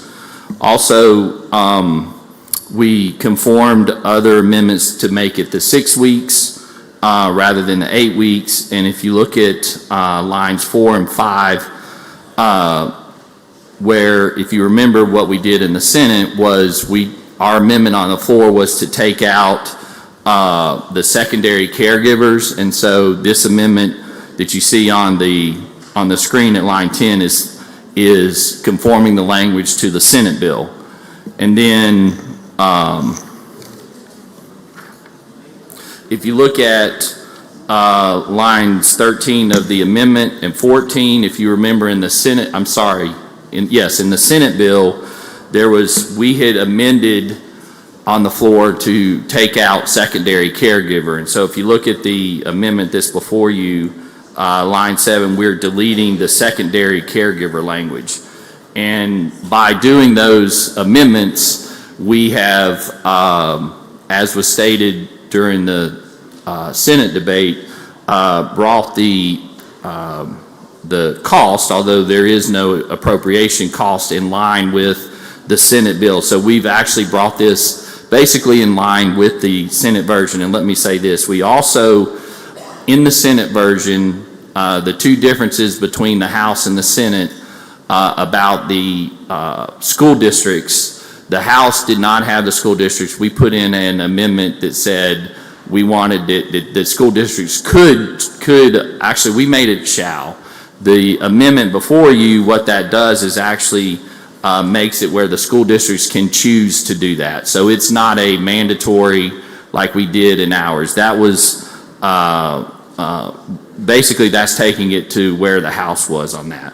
And then before I open it up to questions, I just wanted to state, because I didn't get a chance to do it on the Senate bill, but there have been 21 states that have adopted a paid parental leave policy since the Dobbs decisions, 15 of which, for my Republican colleagues, were our states voted for President Trump.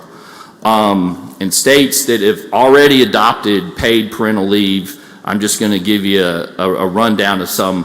Arkansas, 12 weeks, Florida, 7 weeks, Georgia, 6 weeks, Indiana, 6 to 8 weeks, Kentucky, 6 weeks, Louisiana, 6 weeks, North Carolina, 8 weeks, Oklahoma, 6 weeks, South Carolina, 6 weeks, South Dakota, when Governor Nome was there, 12 weeks, Tennessee, 6 weeks, Texas, who I think we looked to Texas, 8 weeks, West Virginia, 12 weeks. So we are surrounded, to say the least, by states that have adopted the paid parental leave on this. And so we're only one of 12 states to not offer paid parental leave for state employees.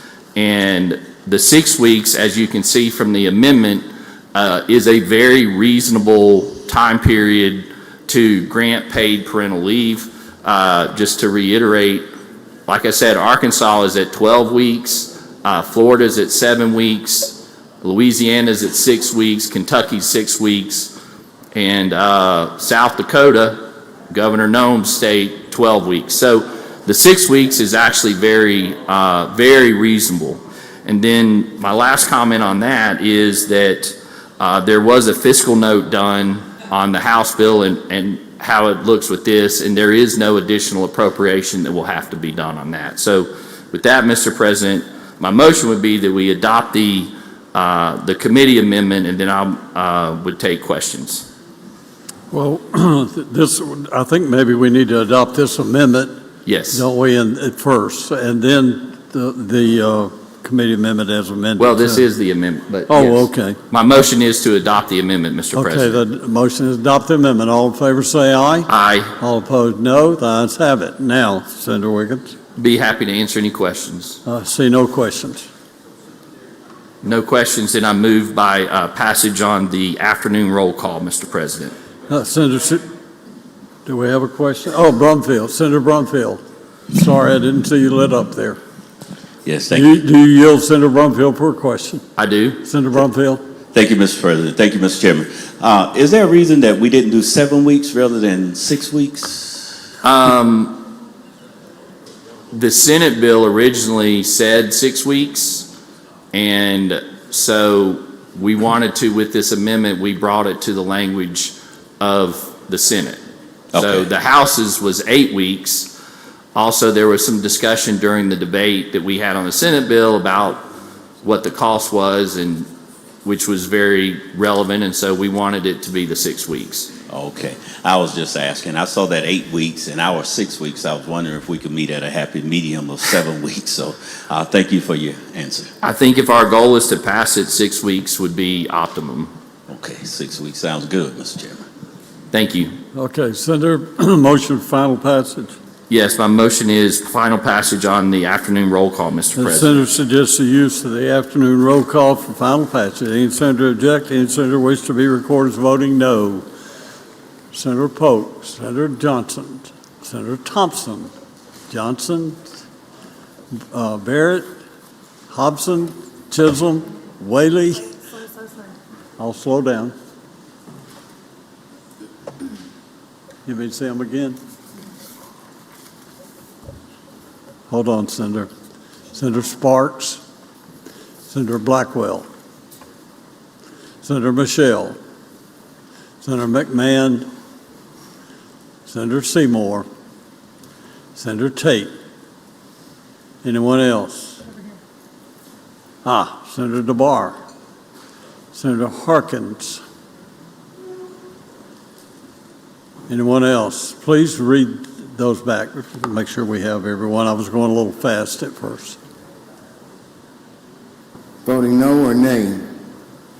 Tate, DeBar, Harkins, Michelle, Pope, Johnson, Thompson, Barrett, Whaley, Sparks, Blackwell, McMahon, and Seymour.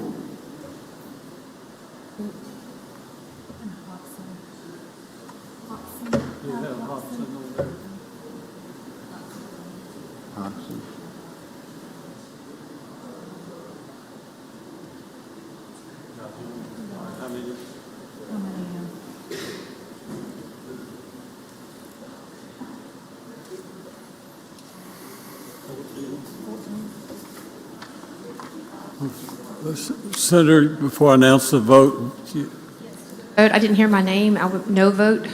no vote? Well, we didn't call names. Okay, you were a no vote. And Senator Hill is present? Okay.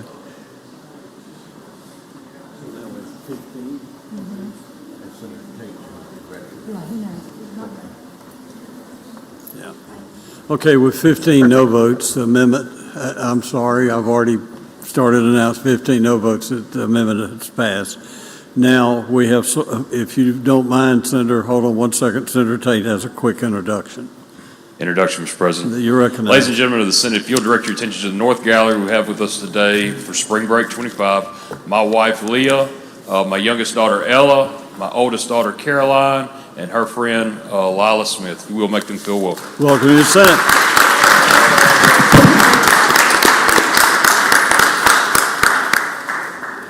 Honored to have you. Okay, Senator, we had some lit up, but they've turned off. So, Senator Wiggins. Mr. President, just that was, my motion had been on final passage, and that was the vote on final passage, correct? That was the vote on final passage. Correct. Yes. Okay. I would ask that we skip item 199 and retain its place on the calendar. We go to item 200, Mr. President. Call that up. Ask the title be read. Hold on one second.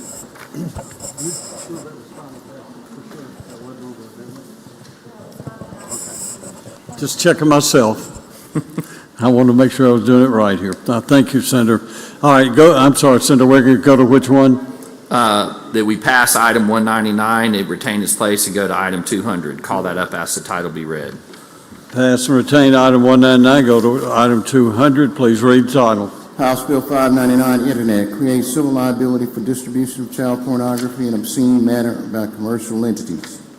Make the usual motion. Senator makes the usual motion. All in favor say aye. Aye. All opposed no. The ayes have it. Senator Wiggins. Thank you. My motion will be that we adopt the committee amendment. Mr. President, I'll be allowed to explain. You're recognized to explain. Thank you. I think we can all agree that child pornography is something that we abhor, and what this bill does, which has come over from the House, is provides a cause of action against, quote, commercial entities for putting out child pornography.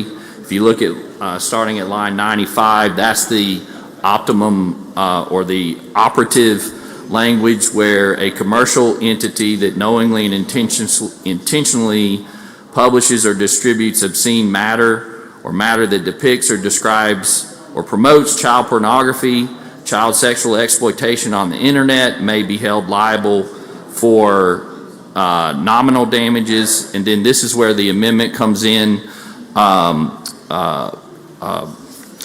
non-economic damages up to $500,000, actual damages and court costs. In committee, the committee felt that it was important enough that we needed to, if we were creating a cause of action to sue companies and entities for putting this stuff on the internet, then we needed to have the non-economic damages at $500,000. I will note also that in lines 116 to 118, internet service providers cannot be held responsible solely for hosting things. You basically have to create the content on there. And then earlier in sections 1 and 2 is the definitions of commercial entity and also what constitutes pornography and also material that's harmful to minors. And with that, Mr. President, I'd be happy to answer any questions. But before that, my motion would be that we adopt the committee amendment, Mr. President. Before we adopt, I think we have one question, if you don't mind, please, sir. Okay. Senator Williams, do you have a question? Senator Parker? I'm having a little malfunction with the technology, imagine that. Oh, okay. Says the former chairman of technology. Do you yield, Senator Williams? Yes. Thank you for this. Just a friendly question. Is you're talking about the definition of child pornography. Do you know if that definition would include artificial intelligence or images altered with technology and be prosecutable if so? As the bill is written, it does not, but it does not. Okay, it doesn't specifically say artificial intelligence. Correct. Should it? Actually, now that you bring that up, I don't think there'd be any problems doing that because, that's not protected, as I understand it, by free speech or whatever. As we go down this path, artificial intelligence and child pornography are going to converge in a horrible way, I think. Yes, I would say that. I would rather not put a reverse repealer. I'm not sure what the House is going to do on this. So if there's an amendment, that certainly would be in order. Would you consider that a friendly amendment if we added that? Yes. If you'll give me a second, I'll prepare it. Okay, while he's preparing the amendments, I think Senator Sparks has a question. Senator Sparks, you have a question? Yes, Do you Mr. yield, President. Senator Sparks? Yes. Senator Sparks, recognized. Thank you, Mr. President. Thank you, Mr. Chairman. This bill coming through Judd A, I'm not on Judd A, but I hear of the excitement. The one lawyer that's not. The excitement that goes on in Judd A. This bill exempts certain groups from it in the sense of a search engine or an internet service provider. In other words, the highway that you would travel. Is that correct? In one version of the bill, is that still the case? That is, and that's what I was referring to when you look down at lines 116 where it says no internet provider affiliate shall be held to have violated the provision solely for providing access or connection, and it goes on to say or provider's control to the extent that such provider is not responsible for the creation of the content and communication. So, for instance, if I have a particular internet service provider, that's how I'm getting online, and then I use a search engine to narrow my search, and even though my search is literally seeking child pornographic material, I'm not sure what you would search otherwise to arrive at child pornographic material. They're not going to be held responsible for allowing me. They meaning the provider, not the person doing the search. The search engine. Right. Because I'm using a search engine to narrow my search. Yeah. This is not the dark web we're talking about. This is literally exempting someone who is providing a search engine for me. That's correct. Okay. And if you look at solely, and that's the language from the House, if I would put it this way, if they're hosting and they're creating that obscene material, then yes, I would argue that you could be sued for that. But if they're solely doing that and not creating that material, then they can't be. They're exempted. And I understand they're not creating the material, but they're creating my ability to find it. Right. But we're not going to, and I have a second question dealing with causes of action, but I just want to make sure that we are exempting the internet provider, and I understand Yes. that's just so I could look at anything on the internet, but particularly for search engines, it's hard for me to imagine I can arrive at child pornography without seeking child Well, pornography. I would agree with that. And of course, yeah, I would agree with that. All right, and so at some point, I don't want to mess your bill up, but at some point, it may need to be, if we're going to hold people accountable for making, producing, and possibly even producing fake AI-generated things, that maybe a search engine, when I seek out child pornography, should say, we don't do that here. Well, yeah, but as you know, it's already illegal to have child pornography. Child pornography, as defined by the U.S. Supreme Court, is not protected by the by the First Amendment. And so if that's where I guess that's putting further regulation on that. Okay. And then the causes of action is this, I understand the desire to protect children and also to try to keep people from looking at this stuff that you've prosecuted. Not many people just look at this material and don't ultimately carry things further and act on material like this. It's not a good situation if someone is found with child pornography. It's why it's a crime. What causes of action are we creating? Well, this cause of action is a private cause of action. There's already criminal statutes to prosecute to prosecute, to put them in prison when they meet those statutes. This is providing a private cause of action. If you look at lines 95 there, what I read out, against the entity, be it, and I'm not going to use any names, but if you look over the definition, is a corporation, limited liability company, and so forth. So you can sue those companies and get damages. And then in committee, we felt like, the committee as a whole felt like that if the point is to get to the bottom line of these companies, then you need to seek non-economic damages, and also already in the language is to allow for punitive damages. Okay, that's kind of my thought, is we are creating a cause of action for economic, non-economic, punitive, almost every damage but treble damages. Which is not normally what I stand up here and do, and I appreciate you bringing it up. I mean, and I had those discussions, but there's people that feel like in this situation, we do want to sue people. So, sometimes we get whiplash around this building, but it seems like this one, child pornography is such that we want to hold these companies responsible. Thank you for your work on this. Thank you. Senator Hill, for what purpose?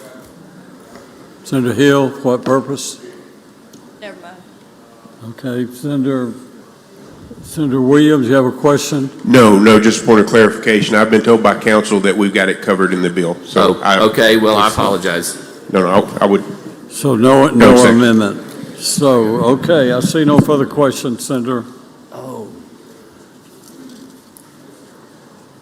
That's the code.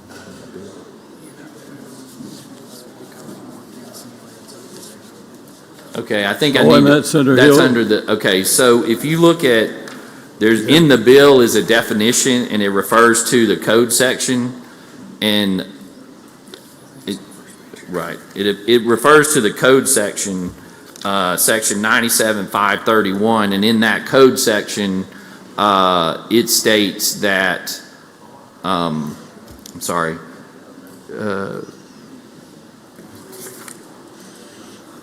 it doesn't use the words artificial intelligence, but it uses generated and all that. So, but by referring to that, it's referring to the criminal statute. Okay, Senator, if there's no further questions. Move to adopt the amendment, Mr. President. Move to adopt the amendment. All in favor say aye. Aye. All opposed, no. Ayes have it. Amendment adopted. Now, Senator. If there's no further questions, my motion is that we pass it using the afternoon roll call, please. Senator Hill, do you have a question now? I do have a question. You yield, Senator Hill. I do. Senator Hill. I do appreciate this, what we're trying to do, but I'm just wondering if we will ever get to the point to where we remove the exemptions from the obscenity laws from public schools and public libraries, because it seems to me like we're doing a double standard where we're targeting these people on the internet for exposing children to certain things, but we give exemptions in our obscenity laws to public schools and public libraries. So I'm just hoping that one day that we'll get to that point to where our laws are congruent. Well, so I'm not sure exactly which ones you're talking about, but if I know it, I don't think the school districts are exempted. I think and we've had this debate, I think the Not issue. from your bill, not from this bill Right. right here, I but think- in a separate statute, they are exempted, I believe. Well, and that gets it, I think the issue has been putting librarians in jail, which is what could happen, and it is, but as has been said by the Supreme Court, what is pornographic, what is obscene, is a local community standard. So I think, I hope we can get there. That's why we're trying to do this. Well, I guess my question is, if we're, wanting to prosecute somebody out on the internet for showing obscene materials to a kid, why shouldn't we prosecute a librarian for showing obscene materials to a kid? That's my question. Well, and that, I think if you're talking, this is a civil case. Or why shouldn't we sue them then? Well, and that actually, I think you could actually sue under the civil law. The issue with criminal law is it requires criminal intent. You have to have criminal intent. So that's where we are. But I think this This is a step in the right direction. It is a step in the right direction. But I'm hoping that at some point we can we can walk into the public libraries and the public schools like what some of the staff members in this Senate have that have caught me in the library and said, Senator Hill, why in the world is this stuff in the kids section in the public library in Flowood? So I would hope that maybe you and I could make a trip over there and look at that, if you'd be willing to do that, and try to see what's in some of these public libraries. I'll be happy to do that. Thank you. Yes, thank you. Okay, no further questions, Senator? Move passage on the afternoon roll call, Mr. President. Okay, the senator suggests the use of the afternoon roll call, final passage. Any senator object? Any senator wish to be recorded as voting no? Seeing none, please record all present by the use of afternoon roll call as voting aye, and the bill is passed. Thank you, Senator Wiggins. Senator Parker? Thank you, Mr. President. I'd like to pass on item 201, go to item 202, House Bill 958, and have title read. Please read the title. House Bill 958, Department of Information Technology Services provides certain provisions related to acquisition of technology services. Make the usual motion. Senator makes the usual motion. All in favor say aye. All opposed no. The ayes have it. Senator Parker. Thank you, Mr. President. I'd like to call up the committee amendment and ask that a substitute amendment be recognized in lieu of the original amendment. It should be placed on the screen. Okay, you're recognized to explain the amendment. And now I'd like to recognize Senator Delano to explain the substitute amendment. Senator Delano, you're recognized to explain. Thank you. Thank you, Mr. Chairman. Thank you, Mr. President. House Bill 598 is part of the ITS cleanup work that we've done. So going back to Senator Blunt's question on a bill that I handled earlier, we've made a lot of changes in ITS to try to help with procurements. We've allowed for agencies to use state contracts that others have procured to purchase the same equipment or purchase the same technology through those contracts. We also allow them to use national contracts for purchases as well.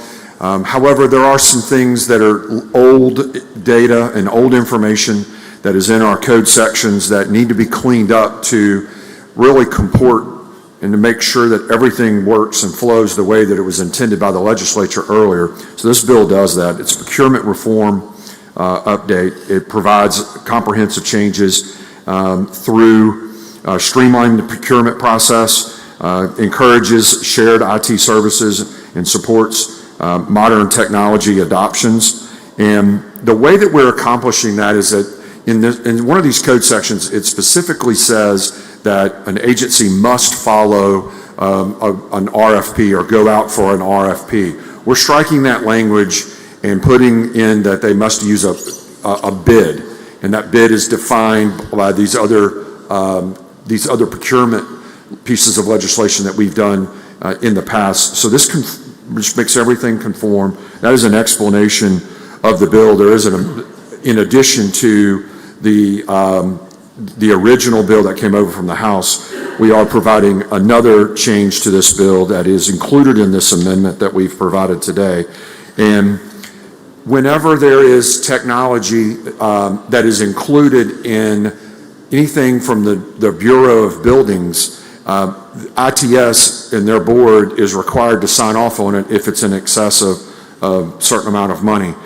That is really a inefficient way of doing this. We have design professionals that work with the Bureau of Buildings to make sure that standards and processes are conform in their building documents. And what this will allow them to do is for ITS to work with the Bureau of Buildings to put certifications that have to be included in construction documents up front so that everyone knows about it, and it does not have to go through the ITS board. That's a more efficient way of doing it, and that's the way we deal with it in a lot of other private sector opportunities. So that's an explanation of the bill, and I will yield for any questions. No questions, Senator.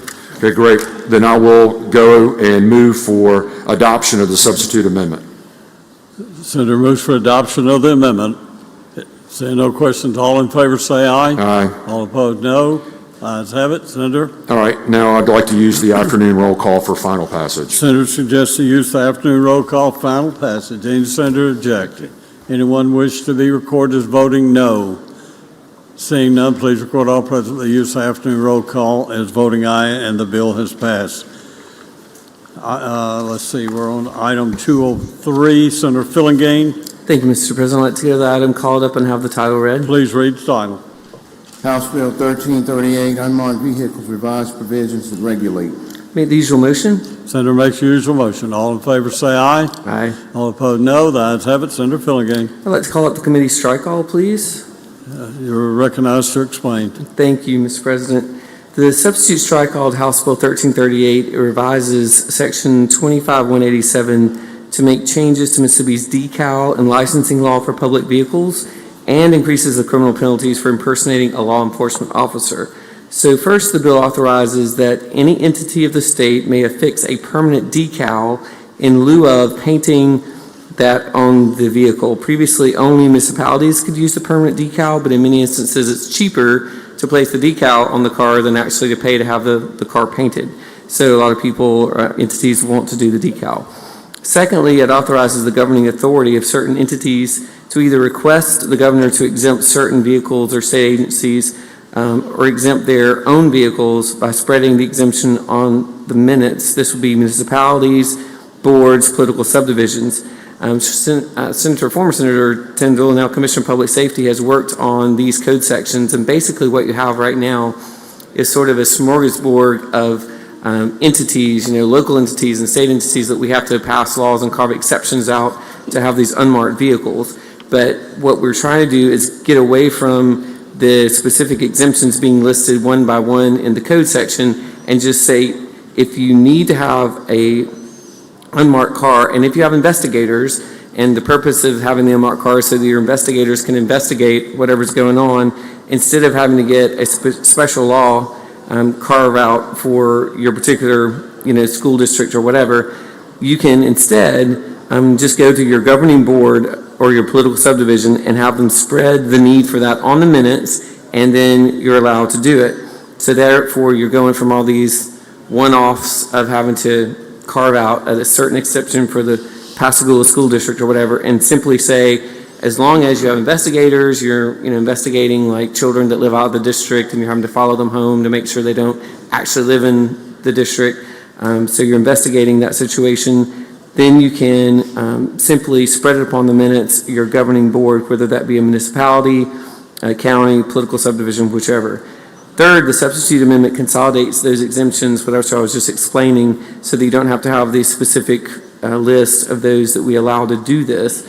And then finally, which was a bill that Senator Hill had previously that the House has not taken up, It increases criminal penalties for crimes of impersonating law enforcement officers by amending those code sections that provide for that, and provides that the impersonation of a highway patrol officer or any other law enforcement officer is raised from a misdemeanor, which is what it is currently, to a felony with a $5,000 fine and a term not to exceed 3 years in jail. That's what the bill does. I'll be glad to answer any questions. Let's see, Senator Turner, do you have a question? I do, Mr. President. Do you yield, Senator Turner? Certainly. Thank you, Mr. President. Thank you, Mr. Chairman. So these political subdivisions do not have this authority currently? That is correct. So currently, they're having to get a legislator to come and to pass a specific law and list them in these various code sections that specifically gives them the ability to have the unmarked cars.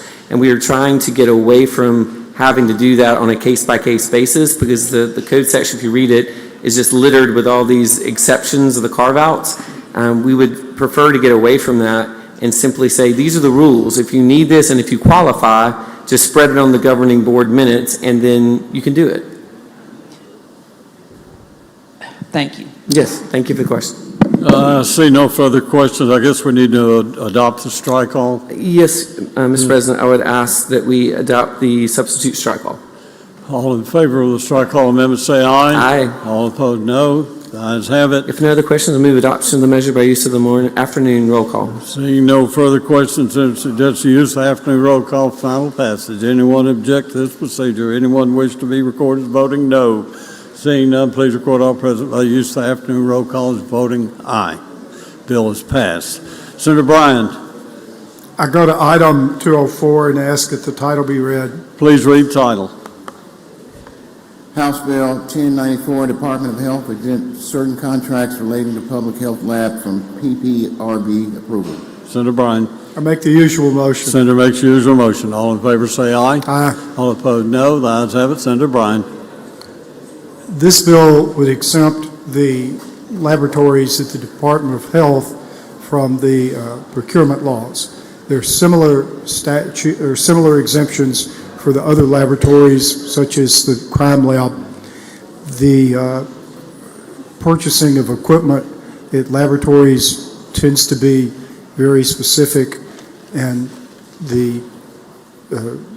frequently it's necessary to buy equipment that's compatible with other equipment that you have.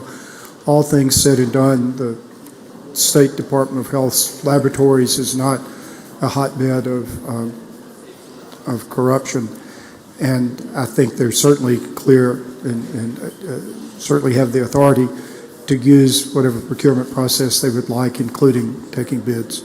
If there are no questions, I suggest use of the afternoon roll call. Seeing no questions, the senator suggests use the afternoon roll call final passage. Any senator object?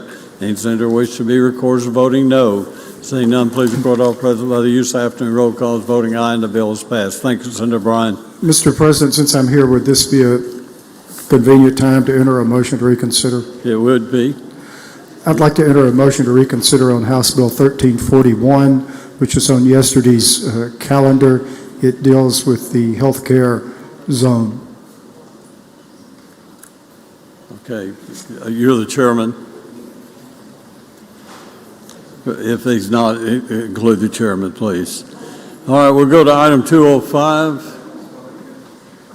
Senator DeBar, pass and retain.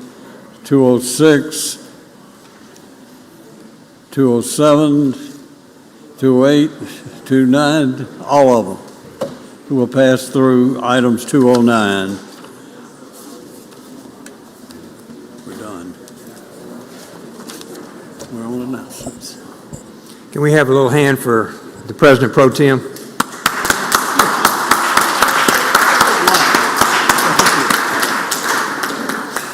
Thank you, Dean. Appreciate you as always. Announcements, Senate? Announcements? Any announcements? Okay. Senator Michelle? Thank you, Mr. President. Members of the Senate, the First Responders Caucus will have their monthly meeting at 11:30 tomorrow in room 113. 11:30, 113, Mr. Clerk. Senator McMahon? Senator McMahon passes. Senator Whaley. Senator Whaley, For an announcement and an adjourning memory, please. please proceed, sir. Thank you, Mr. President. First off, at 9:30 tomorrow morning in room 409, we will have an agriculture meeting for a few nominations. And for the adjourning memory, on behalf of myself and Senator Chisholm, I'd like to adjourn in memory of Mr. Ransom Bolden. Senator Delano. Motion to reconsider. Please proceed. Item number 157, House Bill 1502. I'd like to hold that on a motion to reconsider, please. You got that, Mr. Clerk?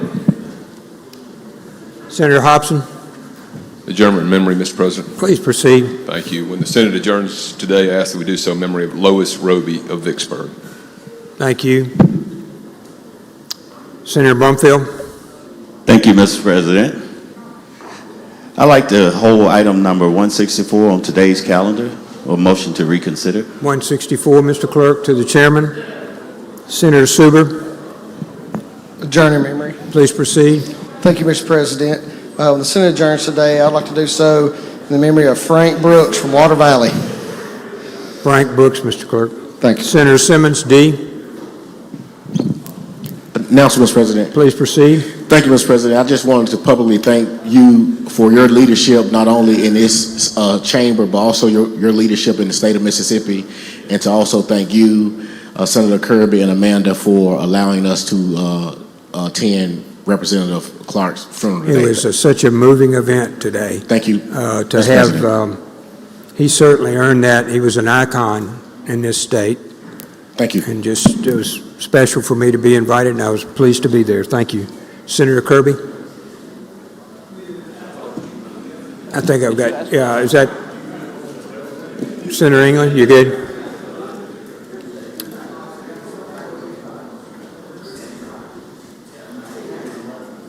Is Representative Zuber in here? Would y'all join me in welcome the chairman and Representative Hank Zuber to the deliberative body? We're glad you're here.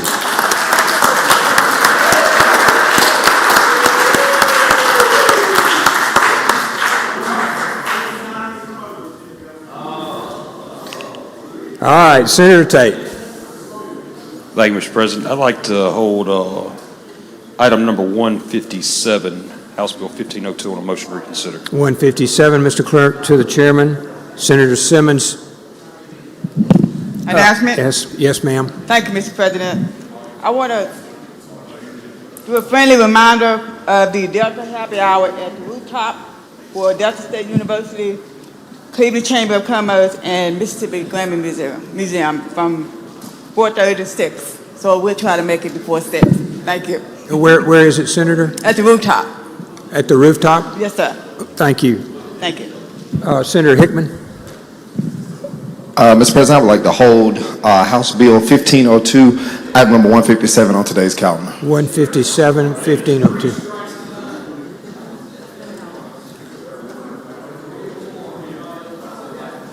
To the chairman, Senator Younger. Adjourn in memory. Please proceed.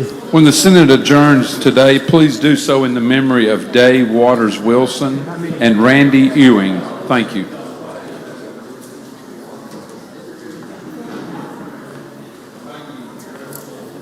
Okay, thank you, Senator Thompson. Yes, Mr. President, for announcement. Please proceed. Ports and Marine Resources will meet tomorrow after recess in room 210. We have one bill. 210 after recess, Ports and Marine, Mr. Clerk. Anyone else? Any other announcements? Thank you for disposing of 49 bills today. We appreciate your hard work this afternoon. Senator Blackwell, you recognize.